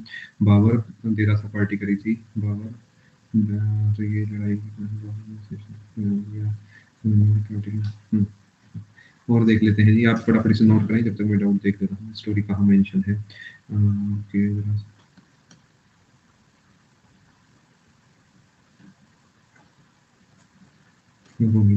सभी के मैसेज अभी पढ़ा हूँ, फिर बाद में ये है कि मौका नहीं लगेगा। चलो कुछ पढ़ लिया, कुछ रह गए हैं। मैं आपको बताता हूँ साहिल, कभी कभार क्या होता है कि एग्जैक्टली इनवाइट नहीं करा गया था। माना जाता है साहिल की भाई राणा संगा तो इतने स्ट्रांग थे कि उन्हें कोई जरूरत ही नहीं थी बाबर की। शायद आपको याद होगा ना कि जब उन्होंने खुद ने ही उसे हरा दिया तो उन्हें लगा कि क्या करूंगा बाबर को बुला के। वो इन्विटेशन जो है दौलत खान लोधी के द्वारा दिया गया था। आई रिपीट, जब मैंने आपको पिछली क्लास में पढ़ाया होगा, अपने नोट्स को चेक करें, वहां पे इनविटेशन वर्ड जो है वहां पे दौलत खान लोधी का नाम मेंशन है, इफ यू रिमेंबर। जो राणा संगा जी है, he did not invite, I repeat, he did not invite Babur. लेकिन कभी कभार क्या होता है कि जब बैठे बैठे मेरा काम हो रहा है तो क्या मैं उसे होने नहीं दूंगा? सोच के देखो कि अगर एक इंसान की गद्दी खाली होने वाली है, दूसरा दूसरा वहां के अटैक करेगा। अब मैं एक्सपेक्ट कर रहा हूँ कि पहला हारेगा, दूसरा वापसी चले जाएगा, तो क्या स्मार्ट मूव है? सोच के देखो। वो अलग बात है कि बाद में पता लगता है कि दूसरा नहीं जा रहा, तो मैं उसे हराने की कोशिश करूंगा, लेकिन तब तक कहानी पलट जाएगी। मैं उम्मीद कर रहा हूँ बात समझ पाए। चलो जी, यहाँ तक आप बात समझ चुके हैं तो हम आगे चलते हैं। उसमें लगे मैंने देखी नहीं बेटा, मैं एक बार राघव आपको देख के तो ये बता सकता हूँ, ऐसा हो सकता है। अच्छा कुछ चीजें मैं आपको बता देता हूँ, ठीक है। कुछ चीजें मैं आपको यहाँ बताना चाहूंगा, बात को बड़े ध्यान से आप समझना। कुछ स्टोरीज ऐसी होती है जो काल्पनिक होती है, कुछ स्टोरीज ऐसी होती है जिनका वास्तविक जीवन से कोई संबंध नहीं है, बट वो फिर भी आपके लिए बनाई जाती है ना। तो ऐसा जरूरी नहीं है कि वहाँ पे फोन चला रहा था खड़े होगे, ऐसा भी जरूरी नहीं है कि वहाँ पे पार्टी ही ऐसी चल रही थी जैसे मैं आपको बता रहा हूँ ये करके, ऐसे कोई पार्टी नहीं चल रही होगी, है ना। इन जनरल ये सब स्टोरीज आपको बताई जाती है जिससे कि आप चीजों को समझ पाए, है ना। क्योंकि एग्जैक्टली किताबी ज्ञान अगर आपको वर्ड फॉर वर्ड बता दूंगा तो वो आपके किसी काम का नहीं होगा, आपको याद नहीं होगा। तो ये मैं क्लियरली बताता हूँ, ऐसा वहां पर नहीं है कि वहां एक तरफ वो बैठा हुआ था, बाल उसने ऐसे स्पाइक्स कर रखे थे, सेट वेट का जेल लगा के, उधर वो नीले कपड़े पहन के टोपी पहन के बैठा था। ये स्टोरीज जो है बनाई जाती है जिससे आपको चीजें समझ आ सके, ठीक है जी। तो इन्हें ऐसे दिल पे मत लगाना, कहीं किताब में आपको देखिए पार्टी तो हो ही नहीं रही थी, ये तो ऐसी बस ध्यान चला गया था, तो वो भी सही होगा, ऐसी कोई दिक्कत नहीं है। दीज आर जस्ट स्टोरीज जो बनाई जाती हैं आपको चीजें समझाने के लिए, ठीक है। आगे चलते हैं, लिख देता हूँ, ये केवल एक कहानी है, इसे दिल पर ना लगाए, ठीक है। लिख दिया मैंने आपके लिए, आगे चलते हैं। चलो जी, अब जैसे मैंने आपको पृथ्वीराज चौहान जी वाली कहानी में बताया था कि 5-5 की लग गई, तो ऐसा डोंट टेक इट अदरवाइज़ कि यार ये क्या कह रहे हो सर, वहाँ पे मतलब ऐसा चल रहा है कि उनकी आँखें फोड़ दी गई और आप 5-5 की मतलब ऐसे, है ना? तो ऐसे दिल पे नहीं लगाना, दीज़ आर जस्ट स्टोरीज़। ठीक है? बाबर का रिकैप आपको एंड में दे देंगे, चिंता ना करें। जनरली साक्षी माना जाता है कि इनका जो 4 साल का जीवन था उसमें जीते ही थे मेनली। ठीक है जी, यहाँ तक आप बात समझ गए। अब शायद आपको याद होगा कि ये बाबर जो है अ, उनका फेवरेट प्लेस कौन-सा था? कोई बता सकता है? ब्रेक बेटा आप 2 मिनट के बाद दूँगा ना, इसे पूरा कर देता हूँ बाबर को, फिर जब हुमायूँ शुरू करूँगा तब ब्रेक दूँगा, काबुल। तो हुआ क्या कि जब बाबर की मृत्यु हुई, बाबर डाइड। तो बाबर को पहले दफनाया गया 2 बार, यानी 2 बार दफनाया गया। ठीक है? 2 बार कैसे दफनाया जा सकता है सर? देखो, सबसे पहले दफनाया गया था इन्हें पास वाले इलाके में, यानी इन्हें दफनाया गया, दफनाया गया कहाँ पर? आगरा में। आगरा के आराम बाग में। आराम बाग नाम की जगह है, वहाँ पर दफनाया गया था। आराम बाग। ठीक है जी। और उसके बाद बात करते हैं इन्हें कौन सी जगह पसंद थी। इन्होंने कहा था कि मुझे सबसे बढ़िया लगता है काबुल, तो मुझे वहीं पे दफनाओ। तो इन्हें जो है बाद में फाइनली जो दफनाया गया था वो दफनाया गया था काबुल में। ठीक है जी, मैं उम्मीद कर रहा हूँ इस बात को आप समझ पा रहे हैं। देखिए आपके जो मैसेजेस हैं, अगर आप मुझसे कोई सवाल पूछ रहे हैं तो उसे क्वेश्चन टैब में भेजेंगे। आप आपस में कोशिश करें बच्चे बातें ना करें, उसमें आपका नुकसान होगा। ठीक है जी। तो काबुल जो है वहाँ पर इनका टूम्ब बनवाया गया, समझ गए? यानी इन्हें मैंने यहाँ दफना दिया, फिर वहाँ से निकाल के वहाँ पे दफना दिया। अब आप ये मत पूछना सर कहाँ दफनाया गया, ऑब्वियसली काबुल में दफनाया गया ना फाइनली। बट होता क्या है कि देखिए ये बहुत डिटेल्ड कहानियाँ होती है कि कुछ समय के लिए आगरा में दफनाया गया था क्योंकि वो पास था। अल्टीमेटली उनका टूम्ब उन्हें कहाँ दफनाया गया, उसका आंसर यही है अपना काबुल। ठीक है जी? नहीं, काबुल में दफनाया गया था नितिश। ठीक है, मैं उम्मीद कर रहा हूँ इस बात को आप समझ चुके हैं। आगे चलते हैं जी। कुछ चीजें मैं आपको अगले पेज पे बताता हूँ, बड़े ध्यान से समझना। बाबर जो है मैंने शिफ्ट करा, आगे चलो, मुद्दे की बात बता दूं, ध्यान से बात को समझना। बाबर जो है, बाबर रोट हिज ऑटोबायोग्राफी, समझ गए? यानी एक हाथ से तलवारें चला रहा था, दूसरे हाथ से लिखते चला, वो 500 सैनिक भागा, वो 501 हो गया, वो काट के 503 हो गए। यानी ये अपनी ऑटोबायोग्राफी लिखते थे, यानी ये अपने जीवन के बारे में खुद लिखते थे। तो इनकी ऑटोबायोग्राफी के राइटर ऑब्वियसली खुद ही होंगे, क्योंकि ऑटोबायोग्राफी लिखा है। जब भी देखिए बायोग्राफी, बायो का मतलब लाइफ, यानी जो लाइफ के बारे में जिक्र होता है दैट इज बायोग्राफी। जब ऑटो लगा दिया जाता है यानी सेल्फ, यानी अगर मैं अपने जीवन की किताब खुद लिखता हूँ तो वो ऑटोबायोग्राफी होती है। ठीक है जी? इग्नोर बेटा इसलिए कर रहा हूँ क्योंकि अभी टॉपिक पढ़ा रहा हूँ ना, ये डाउट सेशन नहीं है, इसी वजह से अभी के लिए इग्नोर कर रहा हूँ मैं। बाबर रोड हिज ऑटोबायोग्राफी, जिसका नाम था बाबर नामा। ठीक है, ये बाबरनामा था। और इसी बाबरनामा को हम एक और नाम से जानते हैं, ऑल्सो नोन एज क्या? तुजुक ए बाबरी। कहीं आपने हो सकता है तुरुक ए बाबरी भी सुना, तुरुक ए बाबरी भी सुनो, एक ही बात है। तो समझ गए ना? मतलब ये देखो अंग्रेजी नाम नहीं है, अब यहाँ पर आपको थोड़ा सा अपने आप को मतलब लिबरल रखना होगा इन चीजों में। अब ये आपसे पूछ सकता है जी कौन सी भाषा में थी, ये थी लैंग्वेज टर्किश, ये आप ध्यान रखेंगे। मैं उम्मीद करूँ बात समझ पा रहे हैं। फारसी में इसे बाद में बदला गया था तन्नु, अब्दुल रहीम खाने खाना के द्वारा। अभी के लिए आप इसे आका मतलब ऑल्सो नोन एज, ये आपको स्टार्टिंग में मैंने बताया, जहां पर भी मैं आका लिखूं उसको मतलब ऑल्सो नोन एज, यानी बाबर की जो बायोग्राफी है उसे बाबरनामा या फिर तुजुक ए बाबरी के नाम से जानते हैं। ठीक है जी?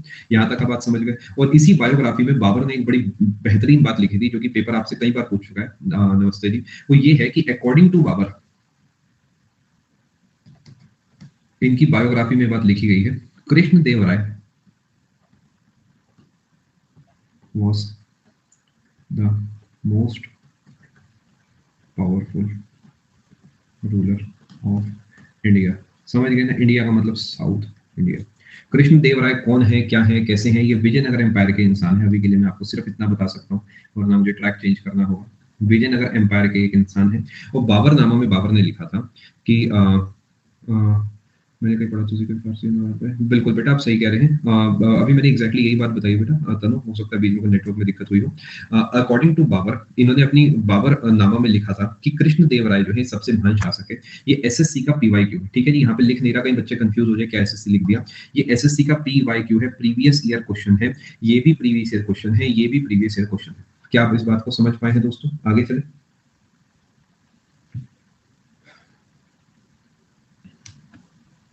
चलिए आगे दोस्तों, यहाँ तक अगर आप बात समझ चुके हैं, ये विजयनगर एम्पायर के रूलर हैं, अनामिका, विजयनगर एम्पायर हम आगे चल के पढ़ेंगे। चलो, क्या मैं उम्मीद करूँ यहाँ तक आप सारी बात समझ चुके हैं। देखिए, एक चीज़ मैं आपको पहले ही बता देता हूँ, अगर आप बीच में डाउट पूछेंगे, तो मैं उसके जवाब नहीं दूँगा, ठीक है? उससे आपको बुरा लगे या बहुत ही बुरा लगे, मुझे कोई फ़र्क नहीं पड़ता, क्योंकि आपको समझना होगा कि आप कभी-कभार वो चीज़ें करते हैं, जो आपकी तैयारी के खिलाफ होती है और जो कि बाकी सबकी भी तैयारी के खिलाफ होती है।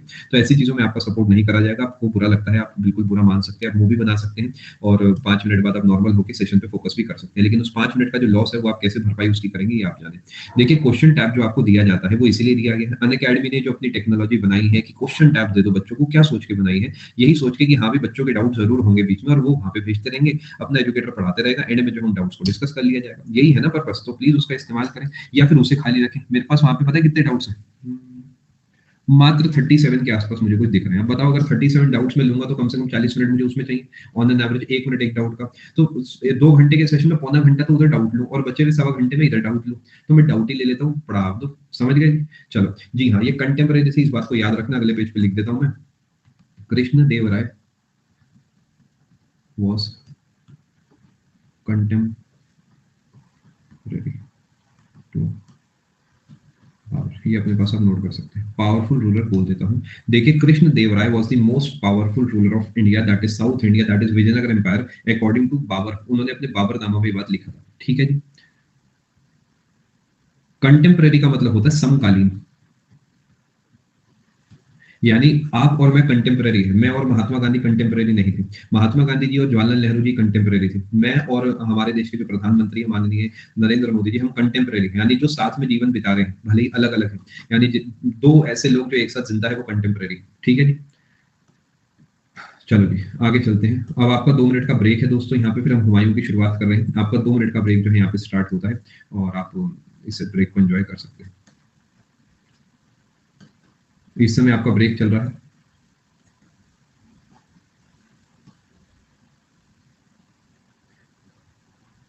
इस समय आपका ब्रेक है, जब तक मैं आपके मैसेजेस पढ़ने की कोशिश कर रहा हूँ।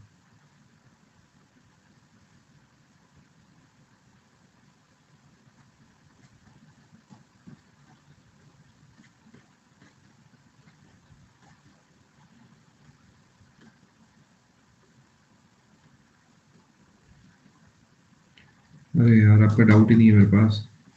साहिल दोबारा भेजो। डाउट है, रूपा बीकॉम कर रही हो, ये डाउट है और फिर कह रहे हो सर इग्नोर क्यों कर रहे हैं? अरे भैया, समझ रहे हो, क्वेश्चन टैब का इस्तेमाल करो ना यार, वरना कॉपी कर लो उसे।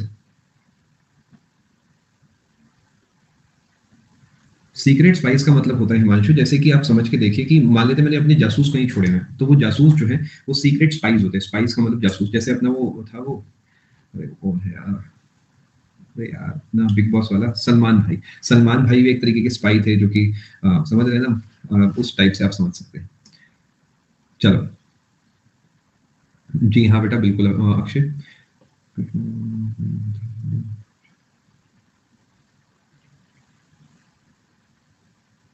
मैं देख लेता हूँ बेटा क्या डाउट है, क्योंकि बहुत सारे मैसेजेस एक साथ आ रहे हैं। दिव्यांश, उस केस में आप अपना बाकी पढ़ाई करें और इसे पेपर के बाद पढ़ें। आई होप दिव्यांश आपका डाउट क्लियर हो गया है। चलो, डाउट्स प्लीज क्वेश्चन टाइम में भेजें। साउथ इंडिया की हिस्ट्री इसके बाद होगी बेटा, क्योंकि एक बार मैं ये वाला पोर्शन कंप्लीट करके उसके बाद आपको साउथ इंडिया की हिस्ट्री पढ़ाऊंगा।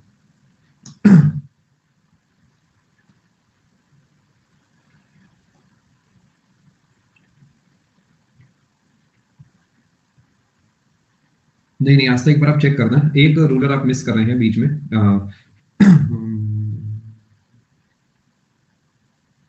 देखिए, है क्या, मैं आपको बताता हूँ, आज तक दोनों कहानियां सेम सी हैं। अपनी अपने को अल्टीमेटली जो इन्फॉर्मेशन निकालनी होती है वो ये है कि हाँ, किसके बाद कौन बना, तो मतलब दोनों चीजें फिट बैठती हैं। बाकी इस बार जो बताया उसके रेफरेंस में चीजों को सीख सकते हैं। ठीक है, चलो आगे चलते हैं। क्या आप कहानी को शुरू करा जाए? आपका ब्रेक मैंने पूरा कर दिया है, आगे चलते हैं। अच्छा, जिसे नहीं पता कि किसका क्या मतलब है, इनिशियल सम पेजेस मैंने आपके लिए पूरा डेटा लिखवा रखा है, आप उस डेटा को आराम से देख सकते हैं। ठीक है, बाकी इस चीज का भी आप ध्यान रखें कि डाउट्स के लिए वैसे मैं आपके लिए बैठा हूँ। अच्छा, आज का डाउट फीचर का इस्तेमाल कर रहे हो ना सभी लोग?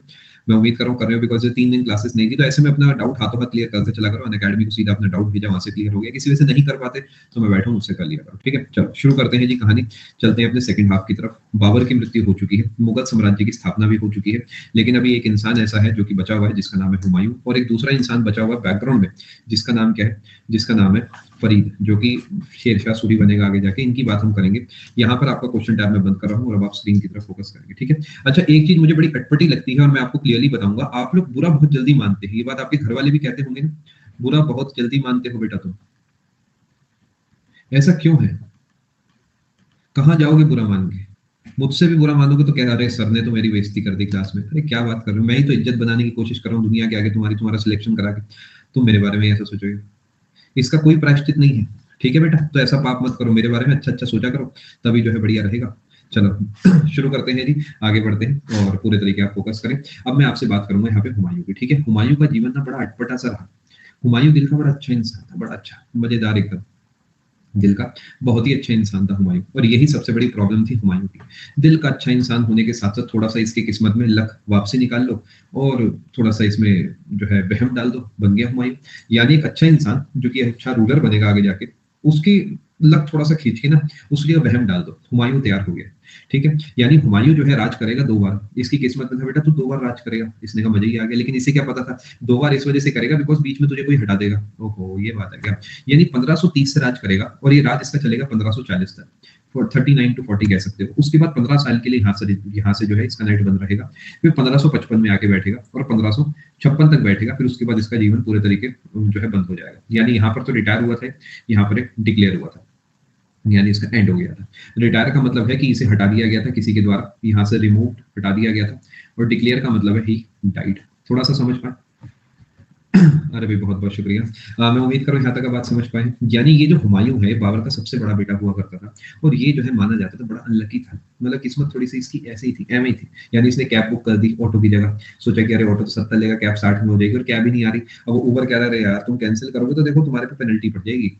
अरे यार क्या क्या कर लिया है मैंने यार, तो अच्छा खासा मैं रिक्शे से चले जाता, वो ना कैंसिल हो ना कुछ हो ना, वो कह रहा है confirming connecting you to a driver, वो कनेक्ट ही नहीं हो रहा, वो ऑटो ही बदले जा रहा है। जैसे इस टाइप की खराब किस्मत आप कह सकते हो। और साथ में ज्योतिषी पे भी बहुत विश्वास करता था, यानी ये जो है ट्रस्टेड या बिलीव्ड इन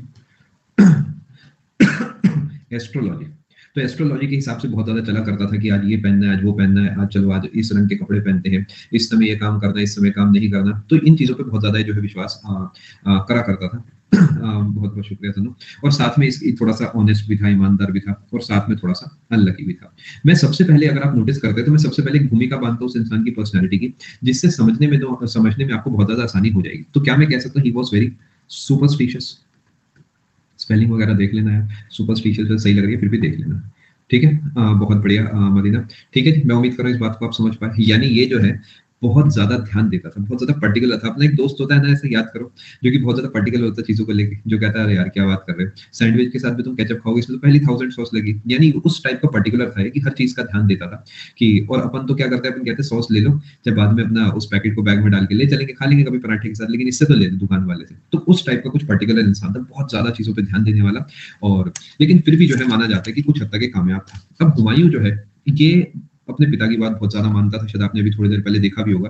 तो हुमायूं ने क्या करा, बाबर से एक बार बात करी मरने से पहले ऑब्वियसली, और बाबर ने कहा कि बेटा हुमायूं, इन्होंने कहा जी पापा, तुम्हारे पास जो भी इलाका आएगा मेरी मृत्यु के बाद, मुझे ऐसा लगता है कि मेरा समय आ चुका है, तुम इस इलाके को अपने भाइयों के साथ बांट लेना। तो इसने कहा ओके ठीक है। यानी बाबर के जो 4 बेटे थे उनके लिए अच्छा अच्छा सोचा, और हुमायूं को कहा कि अपना जो इलाका है वो 4 लोगों के साथ बांट लेना। यानी हुमायूं ने क्या करा, हुमायूं के कुछ भाई हुआ करते थे, जैसे हुमायूं का भाई था कामरान, ये बहुत कम लोगों को नाम पता होते हैं लेकिन कई बार काम आते हैं, अस्करी और हिंदाल, ये 4 भाई हैं। ठीक है, 4 सन्स ऑफ बाबर। ठीक है जी, बाबर के 4 बेटे हुआ करते थे, जिसमें बाबर जो है ये एल्डेस्ट था, समझ गए, सबसे बड़ा था। तो बाबर ने इसकी जिम्मेदारी दी कि मेरी मृत्यु के बाद तुम अपना इलाका जो है सबके साथ बांट लेना। तो इसने वही करा, इसने दिल्ली आगरा वाला इलाका तो अपने पास रख लिया, दिल्ली आगरा वाला अपने पास रख लिया। कामरान को कहा कि तुम ले जाओ कैसे कामरान, और कैसे काबुल कंधार तुम ले जाओ, और तुम ए से अस्करी हो और तुम एस से संबल ले जाओ। क्या करूं, कोई जबरदस्ती का थोड़ी को ट्रिक बना दूंगा, जो नहीं है वो नहीं है। ठीक है, ए अस्करी जो है तुम संबल ले जाओ, और तुम जो है हिंदाल, तुम एक काम करो तुम अलवर ले जाओ। यानी इलाके जो बांट दिए, ये अलवर जगह का नाम है, ये वो नहीं है आंखें तेरी कितनी हंसी वो वाला गाना वाला अलवर नहीं है, ये इन जनरल एक जगह का नाम है। ठीक है, मैं उम्मीद करूँ बात समझ चुके हैं। ये अलवर जो है हिंदाल को मिल गया, जो है अस्करी को मिल गया संबल, काबुल कंधार और दिल्ली आगरा जो है इसके पास आ गया। जी हाँ भैया, राजस्थान वाला। ठीक है जी, यहाँ तक बात समझ गए। अब बार बार जो है ये कामरान, अस्करी हिंदाल जो है अटैक करा करते थे किस पे? हुमायूं पे, समझ गए?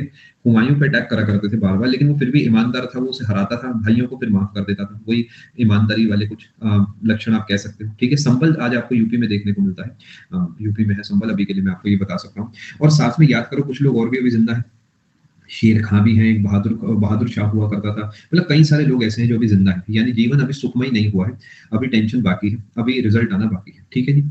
जी हाँ, ये बाबर के 4 बेटे हैं, 4 सन्स ऑफ बाबर। अगले पेज पे चलते हैं, अब चीजों को समझने की कोशिश करते हैं। बाबर जो है उसकी मृत्यु हुई 1530 में, उससे पहले जो है हुमायूं का जन्म हो गया था। हुमायूं का जो जन्म हुआ है, याद रखना, ये हुआ है कहाँ? ये हुआ है 1508 में। कहाँ पर हुआ? काबुल में, बर्थ। ठीक है, ये बर्थ जो है इनका समझ गए, मैं उम्मीद कर रहा हूँ इस बात को आप समझ पाए। आगे चलते हैं जी। अब होगा क्या, महमूद लोदी भी अभी जिंदा है, शायद आपको याद होगा, मेदनी रॉय अलग है, महमूद लोदी अलग है, महमूद लोदी अभी जिंदा है। अब होगा क्या कि इनका आपस में युद्ध वगैरह चलता रहेगा काफी कुछ। 1531 में एक बैटल होगी, याद है ना? 1531, क्योंकि 1530 तक की टाइमलाइन तो किसके पास है जी? बाबर के पास है। तो 1531 में एक बैटल होगी, battle of Dohariya. Battle of Dohariya एक होगी 1531 में, जो कि होगी किसके बीच में? हुमायूं वर्सेस महमूद लोधी। ठीक है, फाइनली हुमायूं ने कहा कि चलो पैक करते हैं, डिफीटेड प्लस किल्ड। समझ गए? किल नहीं करा था ना बेटा, याद करो संस्कृति, किल नहीं करा था, भाग गया था वहां से। समझ गए जी बात को? ठीक है, हुमायूं ने फाइनली इनका चैप्टर ओवर करा। मैं उम्मीद कर रहा हूं यहाँ तक आप बात समझ चुके हैं। आगे चलते हैं जी। अब हुआ क्या कि यहाँ से कहानी चटपटी होती है, बात को बड़े ध्यान से समझना। अब हुआ क्या, थोड़ी सी कहानी अगर मैं आपको बना बना के देना चाहूँ, महमूद लोदी जो है, ध्यान से समझेंगे। जी हाँ बिल्कुल गौरव, महमूद लोदी जो है ना, बाय डिफॉल्ट एक इलाके में रहा करता था। थोड़ा सा समझेंगे यहाँ पर, मैं आपको अगले पेज पे कुछ डेटा बता रहा हूँ, इसे समझने की कोशिश कर रहा हूँ। अब महमूद लोदी जो पैक हो चुका है, याद होगा आपको, बैकग्राउंड में क्या हुआ है कि जो शेर शाह है ये राज करा करता था बिहार में। ये कहानी मैं आपको समझाता हूँ। ठीक है बेटा, चिंता ना करें, जितना है मैं इंग्लिश में ही बोल दूंगा, स्लाइड देख लो भैया पहले, कोई दिक्कत नहीं। 1531 में बैटल ऑफ दोहरिया हुआ, और हुमायूं जो है उसमें हुमायूं के द्वारा मारा जाता है महमूद लोदी। अब एक चीज मैं आपको बताना चाहूंगा, 1530 के आसपास की एक चीज आपको बताना चाहता हूँ कि शेर शाह जो है वो बिहार में राज कर रहा है। ठीक है जी, इसे थोड़ा सा समझने की कोशिश करना, अभी इसे नोट मत करना, इस पेज को नोट मत करना, समझ लो। ठीक है, क्या दिल्ली के अंदर बैठा हुआ है हुमायूं, और यहाँ पर एक जगह है जो कि बंगाल है, बंगाल पूरा बंगाल बांग्लादेश पूरा इमेजिन कर लो, जहाँ पे महमूद लोदी बैठा हुआ है। भले ही दिल्ली से हटा दिया गया है, बट अभी यहाँ पर बैठा हुआ है। सुल्तान नहीं है, बट एक शासक तो है ही। ऊपर की तरफ बिहार है, और बिहार में बैठा हुआ है कौन? शेरशाह। अभी बिहार में शेरशाह कैसे पहुंचा है ये आपको आगे चल के मैं बताऊंगा, अभी के लिए मैं इसे आपको नहीं बताऊंगा। ठीक है जी, क्या थोड़ी थोड़ी बात आप समझ पा रहे हैं? अब शेरशाह जो है वहां पे बिहार में बैठा हुआ है, तो क्या महमूद लोदी के मरने से बिनावाती जो है शेरशाह का फायदा हो जाएगा? थोड़ा सा दिमाग लगा के सोचो, लोड डालो अपने दिमाग में। पक्का? पक्की बात समझ गए ना? किसी को कोई डाउट तो नहीं है? अब होगा क्या कि बिहार में एक्सपेंशन हो जाएगा, पूरा इलाका जो है कवर हो जाएगा, अब शेरशाह का हो गया। और अब शेरशाह का वो जो वादा था वो पूरा होने वाला है, यानी वो हुमायूं पे अटैक करेगा। वो कैसे क्या करेगा अभी मैं आपको सब कुछ बता रहा हूँ, ध्यान से बात को समझना। ये बिहार आज वाला बिहार नहीं है, इसमें यूपी का भी बहुत बड़ा हिस्सा आता है। भले वो कहने को बिहार का शासक है, बट वो इससे बहुत बड़े इलाके पर राज करता है। वाराणसी तक का इलाका जो है उसके कंट्रोल में आता था। ठीक है जी, आज सर मुगल एम्पायर पैक करते हैं, इट इज इम्पॉसिबल बेटा, बहुत बड़ा है मुगल एम्पायर, कुछ सेक्शंस लगेंगे, ध्यान से बात को समझना। अब देखिए चीजों को जो आपको समझना है यहाँ पर वो ये है, नहीं दोनों अलग अलग इंसान है, दिव्यांशी, महमूद लोदी अलग है, शेरशाह अलग है। अब यहाँ से आप अपनी कॉपी में नोट कर सकते हैं। ठीक है जी, जो अब लिखाऊंगा वो आप अपने पास नोट करें। हुआ क्या, शेरशाह लिव्ड इन, या लिव्ड आप कह सकते हैं, चुनारगढ़ फोर्ट नियर वाराणसी। समझ गए जी बात को? यानी शेर शाह जो है वो चुनारगढ़ फोर्ट नाम की एक जगह थी वाराणसी के पास, उसमें रहा करता था। समझ गए ना भाई, हर कोई जो है कहीं ना कहीं तो रहेगा। अब हुमायूं ने कहा कि शेर शाह को हराता हूं, क्योंकि ये जीवन में मेरे लिए खतरा बन सकता है। 1532 में जो हुमायूं है attacked Chunargarh fort. Shershah is Shershah Suri, बिल्कुल आप सही कह रहे हैं, बट अभी मैं शेरशाह शब्द का इस्तेमाल करूंगा। ठीक है, क्यों वो आपको आगे चल के बताऊंगा। हुमायूं ने इस फोर्ट पर अटैक करा, और अटैक करने के बाद हुआ क्या, ध्यान से बात को समझना। एक फोर्ट मैं आपको अभी के लिए फटाफट वाला बना के दिखा सकता हूँ, बजट में इतना ही आता है मेरे पास, इससे आप काम चला लेंगे तो अच्छा रहेगा, वरना भी कोई ऐसी दिक्कत वाली बात नहीं है। ये इसका मेन रास्ता है।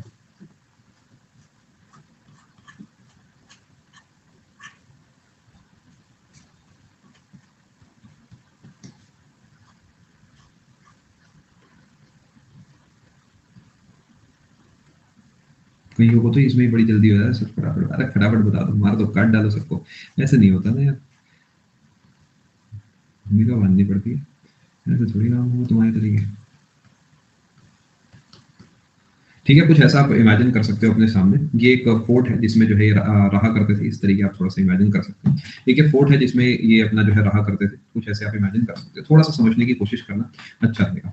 अब होता क्या है कि इसके अंदर बैठे हैं कौन, शेरशाह। इसके अंदर शेरशाह बैठे हुए, और यहाँ से आकर जो है हुमायूं सब पे अटैक कर देता है। हुमायूं कहता है सैनिकों तीर तमंचे ले आओ अपने और शुरू हो जाओ। कोई तोपे वोपे भी थी इन पे, तो तोपे भी मंगवा लेते हैं। इस तरीके से जो है तोपे वगैरह सब आ गई हैं। ठीक है, मैं उम्मीद कर रहा हूँ बात समझ चुके हैं। तोपें हैं बहुत सारी, ऐसे इमेजिन कर रहा है क्या, चलनी तो ये है नहीं। अब ये इसे घेरे रखते हैं। कुछ किताबें ये कहती है कि 6 महीने हो गए, कोई रिजल्ट नहीं निकला, बार बार अटैक हो रहा है, अंदर से अटैक हो रहा है, सब चीजें चले जा रही। 6 महीने हो गए, 1532 की बात है। और यहाँ पर क्या हुआ, फाइनली दरवाजा खुला। ये दरवाजा खुलता है, और दरवाजा खुलने के बाद यहाँ से बाहर आता है कौन, शेरशाह सूरी का बेटा। यानी दरवाजा खुलने के बाद हुआ क्या है, दरवाजा अंदर की तरफ खुला है, और यहाँ से बाहर आया कौन, चल के एक इंसान जो कि है शेरशाह सूरी का बेटा। और वो कहता है कि देखो बात कुछ ऐसी है कि एक डील कर लेते हैं, कॉम्प्रोमाइज कर लेते हैं। और यहाँ पर हुमायूं जो है, क्योंकि वो याद होगा वो ऑनेस्ट था, उसने ट्रस्टेड द डील। उसने इस डील पर जो है ट्रस्ट कर लिया कि मैं पैसा दे दूंगा और सब चीजें सही रहेंगी। शेरशाह की तरफ से ये सब आ चुका है, सब चीजें सही हो गई। तो क्या हुमायूं जो है गाना चलेगा अब लौट चले, यानी ये लौट चला यहाँ से। फाइनली जब वो ट्रीटी जो डील हुई थी वो काम नहीं करी, तो हुमायूं ने बड़ा बुरा माना। तो हुआ क्या, हुमायूं ने फिर से अटैक करा, बट अभी के लिए लौट चला यहाँ से, और इसका ध्यान शेरशाह से हट गया। ठीक, दोबारा बताऊंगा रूपा, शेरशाह से इसका ध्यान हट गया। और 1533 पे Humayun attacked and defeated Bahadur Shah of Iraq. थोड़ा सा प्लीज सब्र रखें, समय लगता है चीजों को समझाने में, तो सब्र रखें।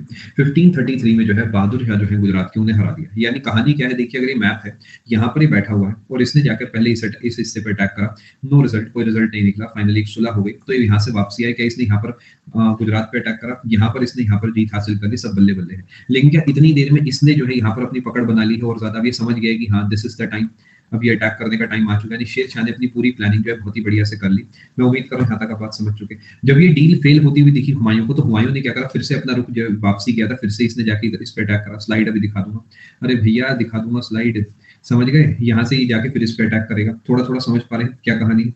यानी अब होगा second attack on Chunargarh fort. Second attack होगा चुनारगढ़ पे, पहले लिख देता हूं मैं आपके लिए, 1538 में होगा second attack on Chunargarh fort. फटाफट इसे नोट करो, और आपको लेके चलता हूं मैं उस स्लाइड पे। कौन सी स्लाइड नोट करनी है आपको, ये वाली, इस पे तो कुछ है नहीं ऐसा नोट करने का, और ये वाली नोट करनी होगी। फटाफट से इसे नोट कर लो। ब्रेक है आपका, फटाफट से इसे नोट करके फिर मैं आगे चलता हूँ।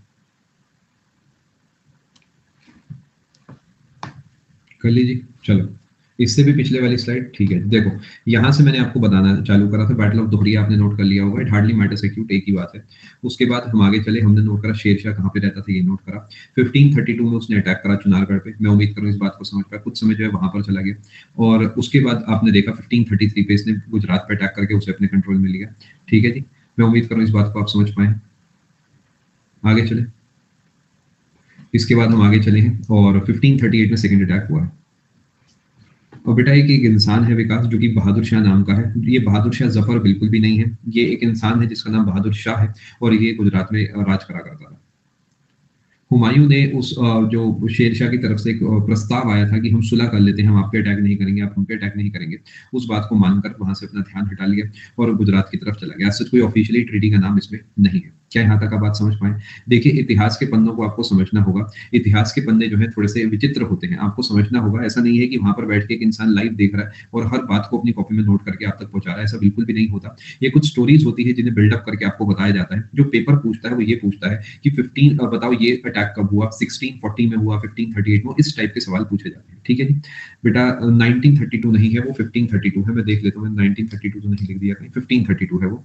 मैं आपको कह रहा हूँ कि मैं पूरा का पूरा सेशन रिपीट करूंगा, तो क्या उसके अंदर ये सब रिपीट होगा ना, तो फिर चिंता मत करो। एक कहानी आपको समझाने दो, उसके बाद जो है मैं आपको पूरा का पूरा रिवीजन करा दूंगा। ठीक है, चिंता मत करो, फोकस करो। इस बार हुमायूं समझ गया था कि शेरशाह जो है उन्होंने मुझे धोखा दिया है। तो जाते ही क्या करा, यहाँ पर कोई राम रहीम कुछ नहीं, जाते ही 1538 पे चुनारगढ़ के किले को गिरा दिया, यानी अटैक्ड चुनारगढ़ और पूरे तरीके से तहस नहस कर दिया, डिस्ट्रॉयड। समझ गए, डिस्ट्रॉयड का मतलब है दीवारें गिरा दी, दीवारें जो है वो गिरा दी। क्या थोड़ी थोड़ी बात आप समझ पा रहे हैं?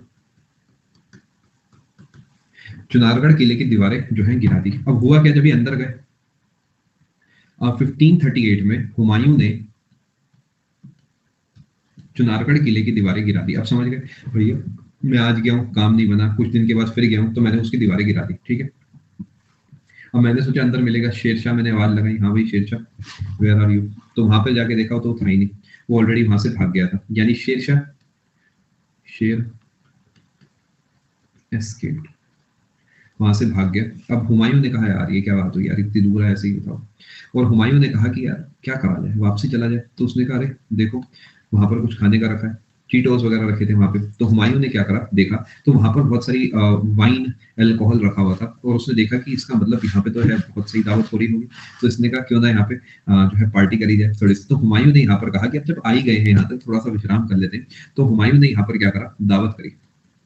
और ये हुमायूं की दावत है, ये अपनी दावत तो है नहीं कि चिल्ली पटेटो खिला लिए और हो गई दावत। की दावत चली 40 दिन तक, यानी हुमायूं की जो दावत है करीब 1 सवा महीना चली। और ये दावत जब पूरी हुई तो इसने कहा यार क्या करा जाए। अब इसने क्या करा, दावत पूरी करी, और फाइनली जो है इसने यहाँ से सोचा कि और क्या करा जाए। अब इसने पार्टी करने के बाद इसने कहा कि इसे खबर आई किसी मुखबर से कि ये जो है शेरशाह आपको मिलेगा बंगाल में, यानी हुमायूं जो है यहाँ से होते हुए क्या बंगाल तक जा चुका है पार्टी करने के बाद। इसे कहानी को अच्छे से समझ लो कि थोड़ा सा काम आ जाएगा। अब यहाँ पर क्या हुआ, बंगाल चला गया। अब आप दिमाग लगाओ कि दिल्ली के इंसान को बंगाल बुला लिया गया, सोच के देखो थोड़ा, दिमाग लगा के शेरशाह ने। और फाइनली क्या होता है, बंगाल जब भी पहुंचता है तो जो शेरशाह वो पूरे तरीके तैयार बैठा होता है अटैक करने के लिए। यानी जब ये वहां जाके कहता है कि हाँ भाई शेरशाह कहाँ हो तुम, तो उसने कहा मैं यही हूँ। उसने कहा अरे यार तुम सच में यही हो। ये तो वही वाली बात है जैसे मेंस के लिए मैं कहता हूँ मेंस कब होगा, मेंस कब होगा, मेंस सच में यही है, मेंस सच में ही हो रहा है, अरे यार तो तैयारी करनी पड़ेगी। तो इससे कुछ यही फीलिंग आई। तो अब इसने सोचा कि शेरशाह उसे वहां पे दिखा। इसने कहा यार क्या करा जाए। फिर ये यहाँ से, अब देखिए कुछ कहानियां ये कहती हैं और कुछ कहानी ये कहती है बंगाल गया तो वहां पे भी शेरशाह नहीं दिखा। अब ये आराम से वापसी आ रहा था, इसे रास्ते में शेरशाह दिखा। It hardly matters, right? I hope you understand कि मैं कहूँ ये जाते हुए दिख गया या आते हुए दिख गया, it hardly matters. I hope you understand, है ना? तो ये सिर्फ कहानियां हैं जो कि अपने लिए इतनी इंपॉर्टेंट नहीं है। माना जाता है कि बक्सर के पास इनकी मुलाकात हुई। वो बक्सर एक जगह आपने सुनी होगी, बक्सर के पास इनकी मुलाकात हुई 1539 में। एक बैटल हुई, battle of Chausa. Battle of Chausa हुई 1539 में। Very very very important, paper के लिए ध्यान रखना, ठीक है जी। जिसके अंदर हुमायूं जो है वो लड़ता है आधे मन से शेर शाह से, शेर खां भी आप इन्हें कह सकते हैं, और ये इन्हें हरा देता है। लेकिन हुमायूं जो है वहां से भाग जाता है। जी हाँ, ऐसा ही माना जाता है। यस बिल्कुल आप सही लिख रहे हैं बेटा। ये एग्जैक्टली प्लानिंग थी शेर शाह की, इसे हराने की। इतनी दूर ले आओ और इतना ज्यादा इसे मूर्ख बना दो कि कुछ भी ना कर पाए। अब हुआ क्या, शेर खां ने इसे हराया और टाइटल ले लिया शेर शाह का, समझ गए? यानी ओरिजिनली ही शेर खां, शेर खां से हुमायूं को हराया और बन गया शेर शाह। अब आप कहोगे सर आप तो शुरू से ही शेर शाह कह रहे हो, it hardly matters, Sher Shah बन गया। समझ गया जी बात को?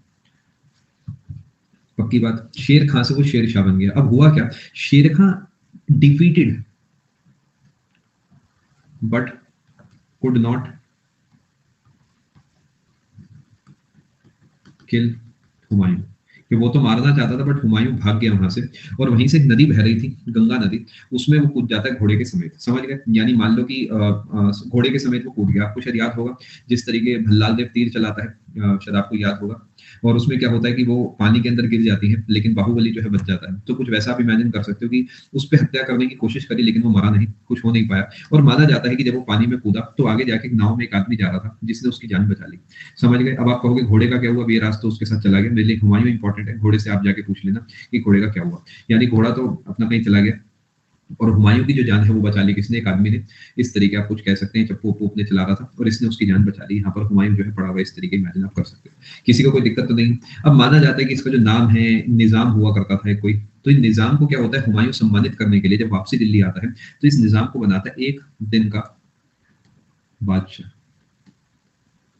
एक दिन का बादशाह बनाता है। कौन बनाता है? कौन बनाता है जी? ये बनाता है हुमायूं। यानी एक दिन का बादशाह, ये किससे जुड़ा है? एक तो नायक पिक्चर से जुड़ा है और जुड़ा है हुमायूं के जो आप कहेंगे शासन है उससे जुड़ा हुआ है।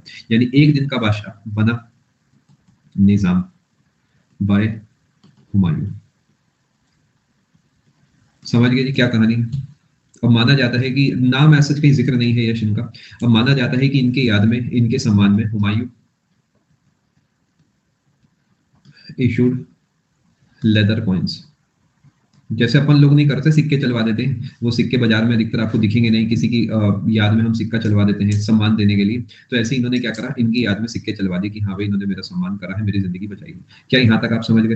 अब आप जिद पे अड़े रहोगे कि सर वो नाव तो उनकी थी नहीं, निजाम नाव चला के क्या कर रहे थे, नाव पे क्यों नहीं अटैक हुआ, ये क्या हुआ वो क्या हुआ, ये सब बातें काल्पनिक है। मुद्दे की बात सिर्फ इतनी सी है कि शेर खां जो है शेरशाह बन चुका है और निजाम जो है वो एक दिन का बादशाह बन चुका है। यहाँ पर वो नायक पिक्चर वाला बिल्कुल नहीं होगा कि एक ही दिन में मुझे लिस्ट भी दे दो और मैं सबको सस्पेंड भी कर दूंगा। क्यों चिंता कर रहे थे आईएएस आईपीएस में, समझ नहीं पा रहा, क्योंकि कल तो वापसी उन्होंने नौकरी पे आना ही है, तो कोई खास फर्क नहीं पड़ना चाहिए था।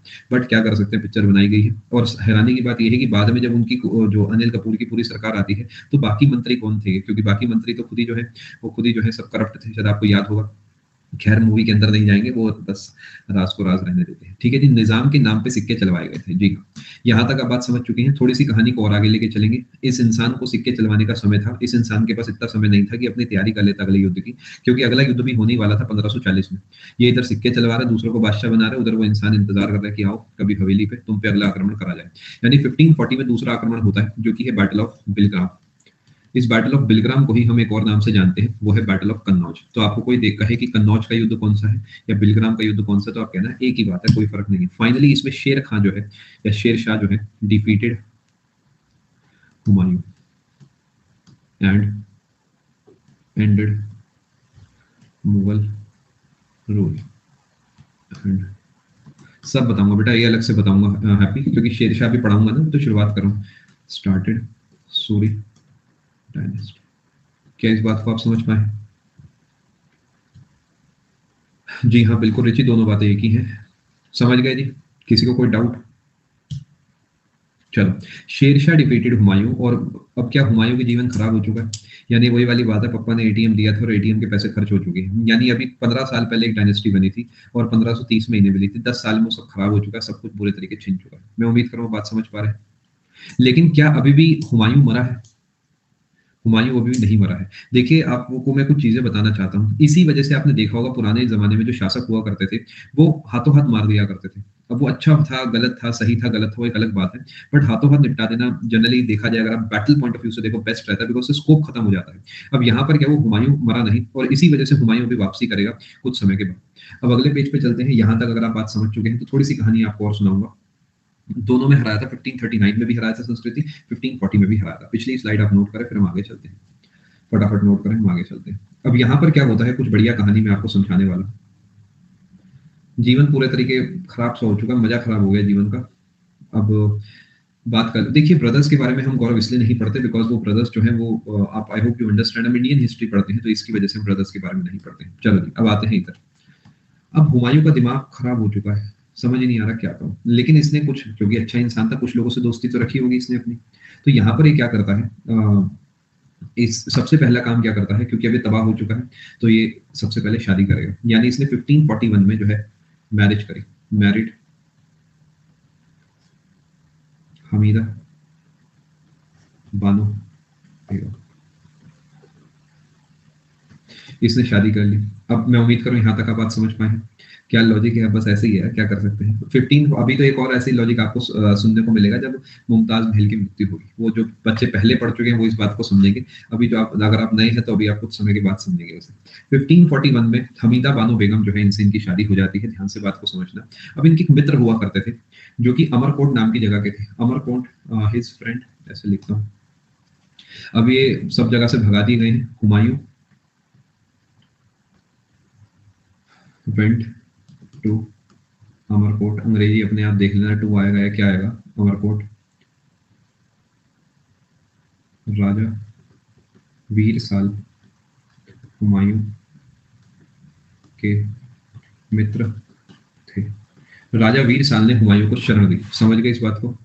यानी राजा वीर साल ने हुमायूं को शरण दी, क्योंकि अच्छी खासी दोस्ती इनकी थी, तो उन्होंने कहा कोई बात नहीं, आ जाओ, कोई ऐसी दिक्कत की बात नहीं है, ठीक है। हुमायूं अमरकोट नाम की जगह पे रहा। ये अमरकोट जो है आपको राजस्थान में देखने को मिलता है। इनसे मदद मांगी, प्लानिंग वगैरह करी, और अमरकोट आज पाकिस्तान में है, लेकिन उस समय राजस्थान में हुआ करता। समझ गए ना यार, अभी क्या करूं, बंटवारा हो गया तो बस क्या कर सकता हूं मैं इसमें, मतलब मेरी क्या गलती है इसमें, है ना। ये पाकिस्तान वाला हो गया, उस जमाने में राजस्थान था, आज ये अमरकोट नाम की जगह है। अब ध्यान से बात को समझ के देखना, ये यहाँ पर गए, ये मैं क्यों आपको पढ़ा रहा हूँ, बिकॉज इस अमरकोट नाम की जगह पे ही जन्म हुआ था किसका, बाबर के बाद, हुमायूं के बाद अकबर का। यानी यहाँ पर जन्म हुआ अकबर का, अकबर का बर्थ प्लेस, इसलिए पेपर के लिए इंपॉर्टेंट है, ठीक है। अमरकोट में ही जन्म हुआ था अकबर का, इस बात को आप ध्यान से समझ के देखें। और अकबर का बर्थ प्लेस ये है। अब अकबर का जो बचपन का नाम था वो था बदरुद्दीन। बदरुद्दीन इसका बचपन का नाम था अकबर का। चाइल्डहुड नेम ऑफ अकबर, ठीक है। समझ गए? क्या मैं उम्मीद कर रहा हूँ इस बात को आप समझ चुके हैं, ठीक है। अब इसे बदरुद्दीन कहते थे या बदरी कहते थे, मुझे कोई फर्क नहीं पड़ता। जो मुद्दे की बात है, जो पेपर पूछेगा, मैं आपको वो यहाँ पे पढ़ा रहा हूँ, ठीक है जी। आगे चले दोस्तों, चलो आगे चलते हैं बेटा। सब बताऊंगा बेटा, ये अलग से पढ़ाऊंगा ना, फिर जब मैं आपको पढ़ाऊंगा अकबर के बारे में, अरे भैया सब बता दूंगा, काहे चिंता करते हो। अभी मैं हुमायूं का टॉपिक पहले पूरा करूंगा, उसके बाद आपको आपको आपके लिए अकबर का आधार कार्ड पूरा बना दूंगा, चिंता मत करो, क्यूआर कोड के साथ बना दूंगा, बेफिक्र रहो। अब ध्यान से बात को समझना। अब आपको शायद थोड़ा बहुत आइडिया होगा, क्योंकि 16th सेंचुरी चल रही है, तो इस पॉइंट पे क्या सिखिज्म भी डेवलप हो चुका है, शायद आपको याद होगा। सिखिज्म जो है डेवलप हो चुका है, और सिखिज्म में कई सारे गुरु आ चुके हैं, जा चुके हैं। गुरु नानक जी आके उनकी डेथ हो चुकी है। आगे चलते चलते जो है एक गुरु आएंगे, जो कि सेकंड गुरु होंगे, जो कि है गुरु अंगद देव। गुरु अंगद देव इसी समय के आसपास जो है जीवित होंगे, यानी इनके समकालीन होंगे। और उस समय देखिए, मैं आपको कुछ चीजें बताता हूँ। सबसे बड़ी दिक्कत जो होती है वो होती है मिसअंडरस्टैंडिंग।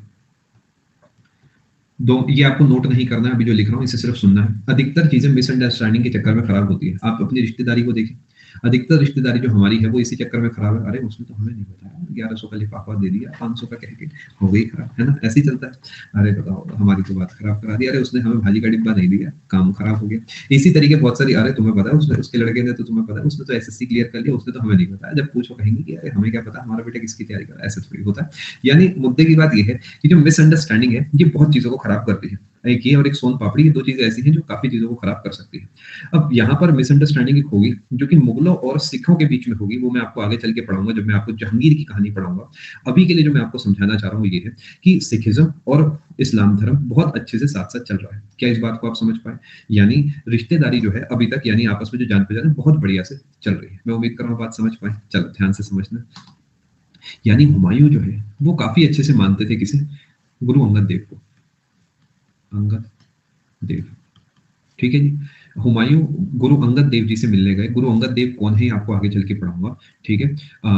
गुरु अंगद देव जो सेकंड गुरु हैं सिखिज्म के, ठीक है। गुरु नानक जी के बाद गुरु अंगद देव आते हैं, ऐसे बहुत सारे गुरु आते हैं, आपको आगे चल के मैं पढ़ाऊंगा।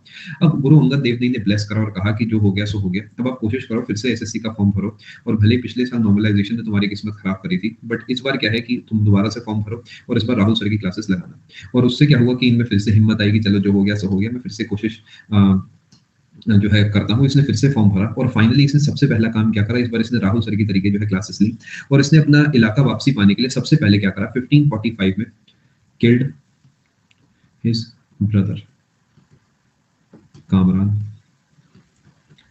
To capture Kabul. काबुल कंधार वाला जो इलाका है उसे कैप्चर करने के लिए इसने अब जो है ताबड़तोड़ बल्लेबाजी जो है जाके चालू करी है। अब इसे पता है कि मुझे सुपर ओवर के तरीके ही खेलना होगा, अगर मैं आराम से टुक टुक करके खेलूंगा तो मेरा कुछ नहीं होने वाला। यानी इसने क्या करा, ऑब्वियसली क्योंकि भाई भी बुरा ही था, वो भी इस पे अटैक करता था, तो इसने जाके उसे मार दिया, ठीक है जी। क्या मैं उम्मीद करूँ इस बात को आप समझ पाए। अब यहीं पर एक इंसान हुआ करता था जिससे इसकी मुलाकात हुई, जो आगे चल के इसका बड़ा ही जो है सला बनेगा, जिसका नाम है बैरम खां। बैरम खां से मिलेगा, मेट बैरम खां। बैरम खां बहुत इंपॉर्टेंट पर्सनालिटी है, स्पेसिफिकली अकबर के बारे में आपको पढ़ाऊंगा, तब मैं बैरम खां का जिक्र फिर से करूंगा। अभी के लिए आप ध्यान रखना, बैरम खां जो है ये सेनापति हुआ करता था, सेनापति ऑफ हुमायूं भी हुआ करता था, और साथ में अकबर भी हुआ करता था। बहुत इंपॉर्टेंट पॉइंट है क्योंकि ये सवाल कई बार एसएससी पूछ चुका है। ठीक है जी, ध्यान रखना। हुमायूं और उसके बेटे दोनों का जो है सेनापति हुआ करता था। देखिए होता क्या है नित्या, मैं आपको समझाता हूँ। भले ही ऑफिशियली गद्दी छिन जाती है बट सेना फिर भी बहुत बार साथ रहती है, क्योंकि अकेला इंसान नहीं भागता। मतलब आप थोड़ा सा इमेजिन करके देखेंगे तो आप समझ जाएंगे, क्योंकि वो भले ही अभी पावर में नहीं है बट वो फिर भी एक जमाने का मुगल बादशाह है, तो इतनी उसकी बातचीत होगी कि हाँ वो सेना अपनी एक अरेंज कर पाए। मैं उम्मीद करूँ इस बात को आप पूरे तरीके से समझ चुके हैं। अब जैसे इसने ध्यान दिया कि 1545 हो चुका है, धीरे धीरे धीरे धीरे इसने क्या करा, क्योंकि वहां शेरशाह सूरी की मृत्यु हो चुकी है, वो क्यों हो चुकी है आपको आगे चल के बताऊंगा। इसने क्या करा, धीरे धीरे वापसी करी भारत की तरफ, काबुल कंधार से फिर से इधर अटैक करा। 1554 तक आते आते जो है इसने कैप्चर्ड पेशावर, पेशावर को अपने कब्जे में लिया। 1555 कैप्चर्ड लाहौर।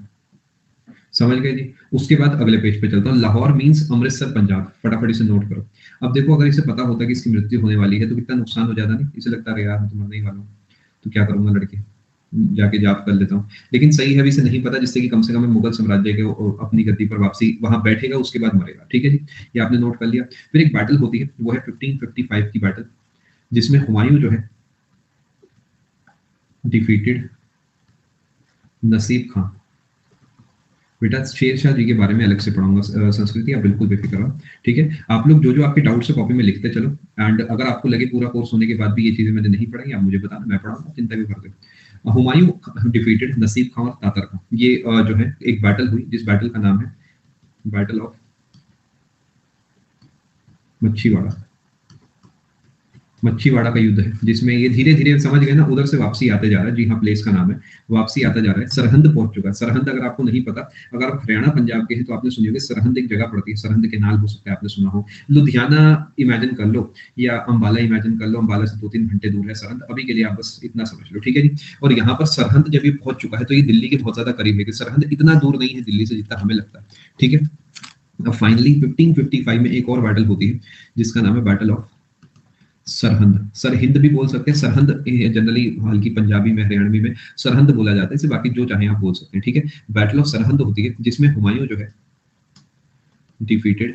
मेरे कहने से एक बार बिना कमेंट करे सेशन को लगा के देखो, आपको खुद अपने तैयारी में फर्क दिख जाएगा। आप साथ साथ टाइप करते हो उससे बहुत नुकसान होता है। ठीक है, हुमायूं डिफीटेड सिकंदर सूरी, और सिकंदर सूरी को हराने के बाद जो है वापसी उस गद्दी पर आके बैठ जाता है। और मैं उम्मीद करूं यहाँ तक आप बात समझ पा रहे हैं। And regained the control. पहले इतना नोट करें, बहुत डेटा हो गया, कोई बात नहीं। ये बैटल ऑफ मच्छीवाड़ा है, बैटल ऑफ मच्छीवाड़ा, और ये बैटल ऑफ सरहंद है। एक्यूट अलग से बताऊंगा, थोड़ा सब्र रखो, सब बताता हूँ। जी हाँ, ठीक है श्रेया। सिकंदर सूरी मैं हूं अभी के लिए। अरे भैया अभी नोट कर लो, मुझे बताओ दोनों लैपटॉप खोल के दोनों पे सेशन ले लूं? नहीं ले सकता ना मेरे भाई, तो प्लीज नोट कर लो, सही समय आने पे बता दूंगा। कभी कभार मुझे लगता है मैं डांट दिया, फिर मुझे बड़ा अफसोस लगता है यार, मैंने कहा बच्चे ने तो जेन्युइन डाउट पूछा था। तो कभी भी ऐसे दिल पे ना लगाया करें, कभी आपको लगे अरे सर ने तो मुझे डांट दिया, तो आप ऐसे ना बन जाए कि अरे सर मैं तो 25 साल का हूँ, मैं तो 30 साल का हूँ, होंगे तो मैं क्या करूँ। अभी आप मुझसे पढ़ रहे हैं ना, तो आप मुझसे जूनियर है ना, तो मेरे तरीके पढ़ेंगे ना, है ना, पढ़ेंगे ना, तो फिर पढ़ेंगे तो थोड़ी बहुत डांट खानी पड़ेगी ना, तो खाते चलो सीखते चलो, क्या दिक्कत की बात है। यहाँ तक अगर आपने नोट कर लिया तो आगे चलो। आखिरी 2 बातें बताऊंगा, उसके बाद जो है मैं आपको फ्री कर दूंगा, चिंता मत करो। ठीक है जी, चलो आखिरी 2-4 बातें बताऊंगा, उसके बाद फ्री कर दूंगा। चलो, अब हुमायूं जो है चिल कर रहा था, ये इसकी सबसे बड़ी गलती थी। इसे लगा अरे अब तो जो है बड़े मजा ही आ गया, अब तो अपने को जीएसटी मिल गया। इसे क्या पता साइकिल चलानी है अभी से, अभी तो भूल गया। अब इसने क्या करा, फिजिकल की कोई तैयारी नहीं करी। इसे लगा अब तो पोस्ट बना, मिठाई बांटो, क्या बात कर रहे हैं। और इसने जो है बढ़िया से जिंदगी अपनी जीने लगा, फिर से आकर जो है अपना विराजमान हो गया। 1555 में इसने पूरा कंट्रोल हासिल कर लिया, 1556 हो गई।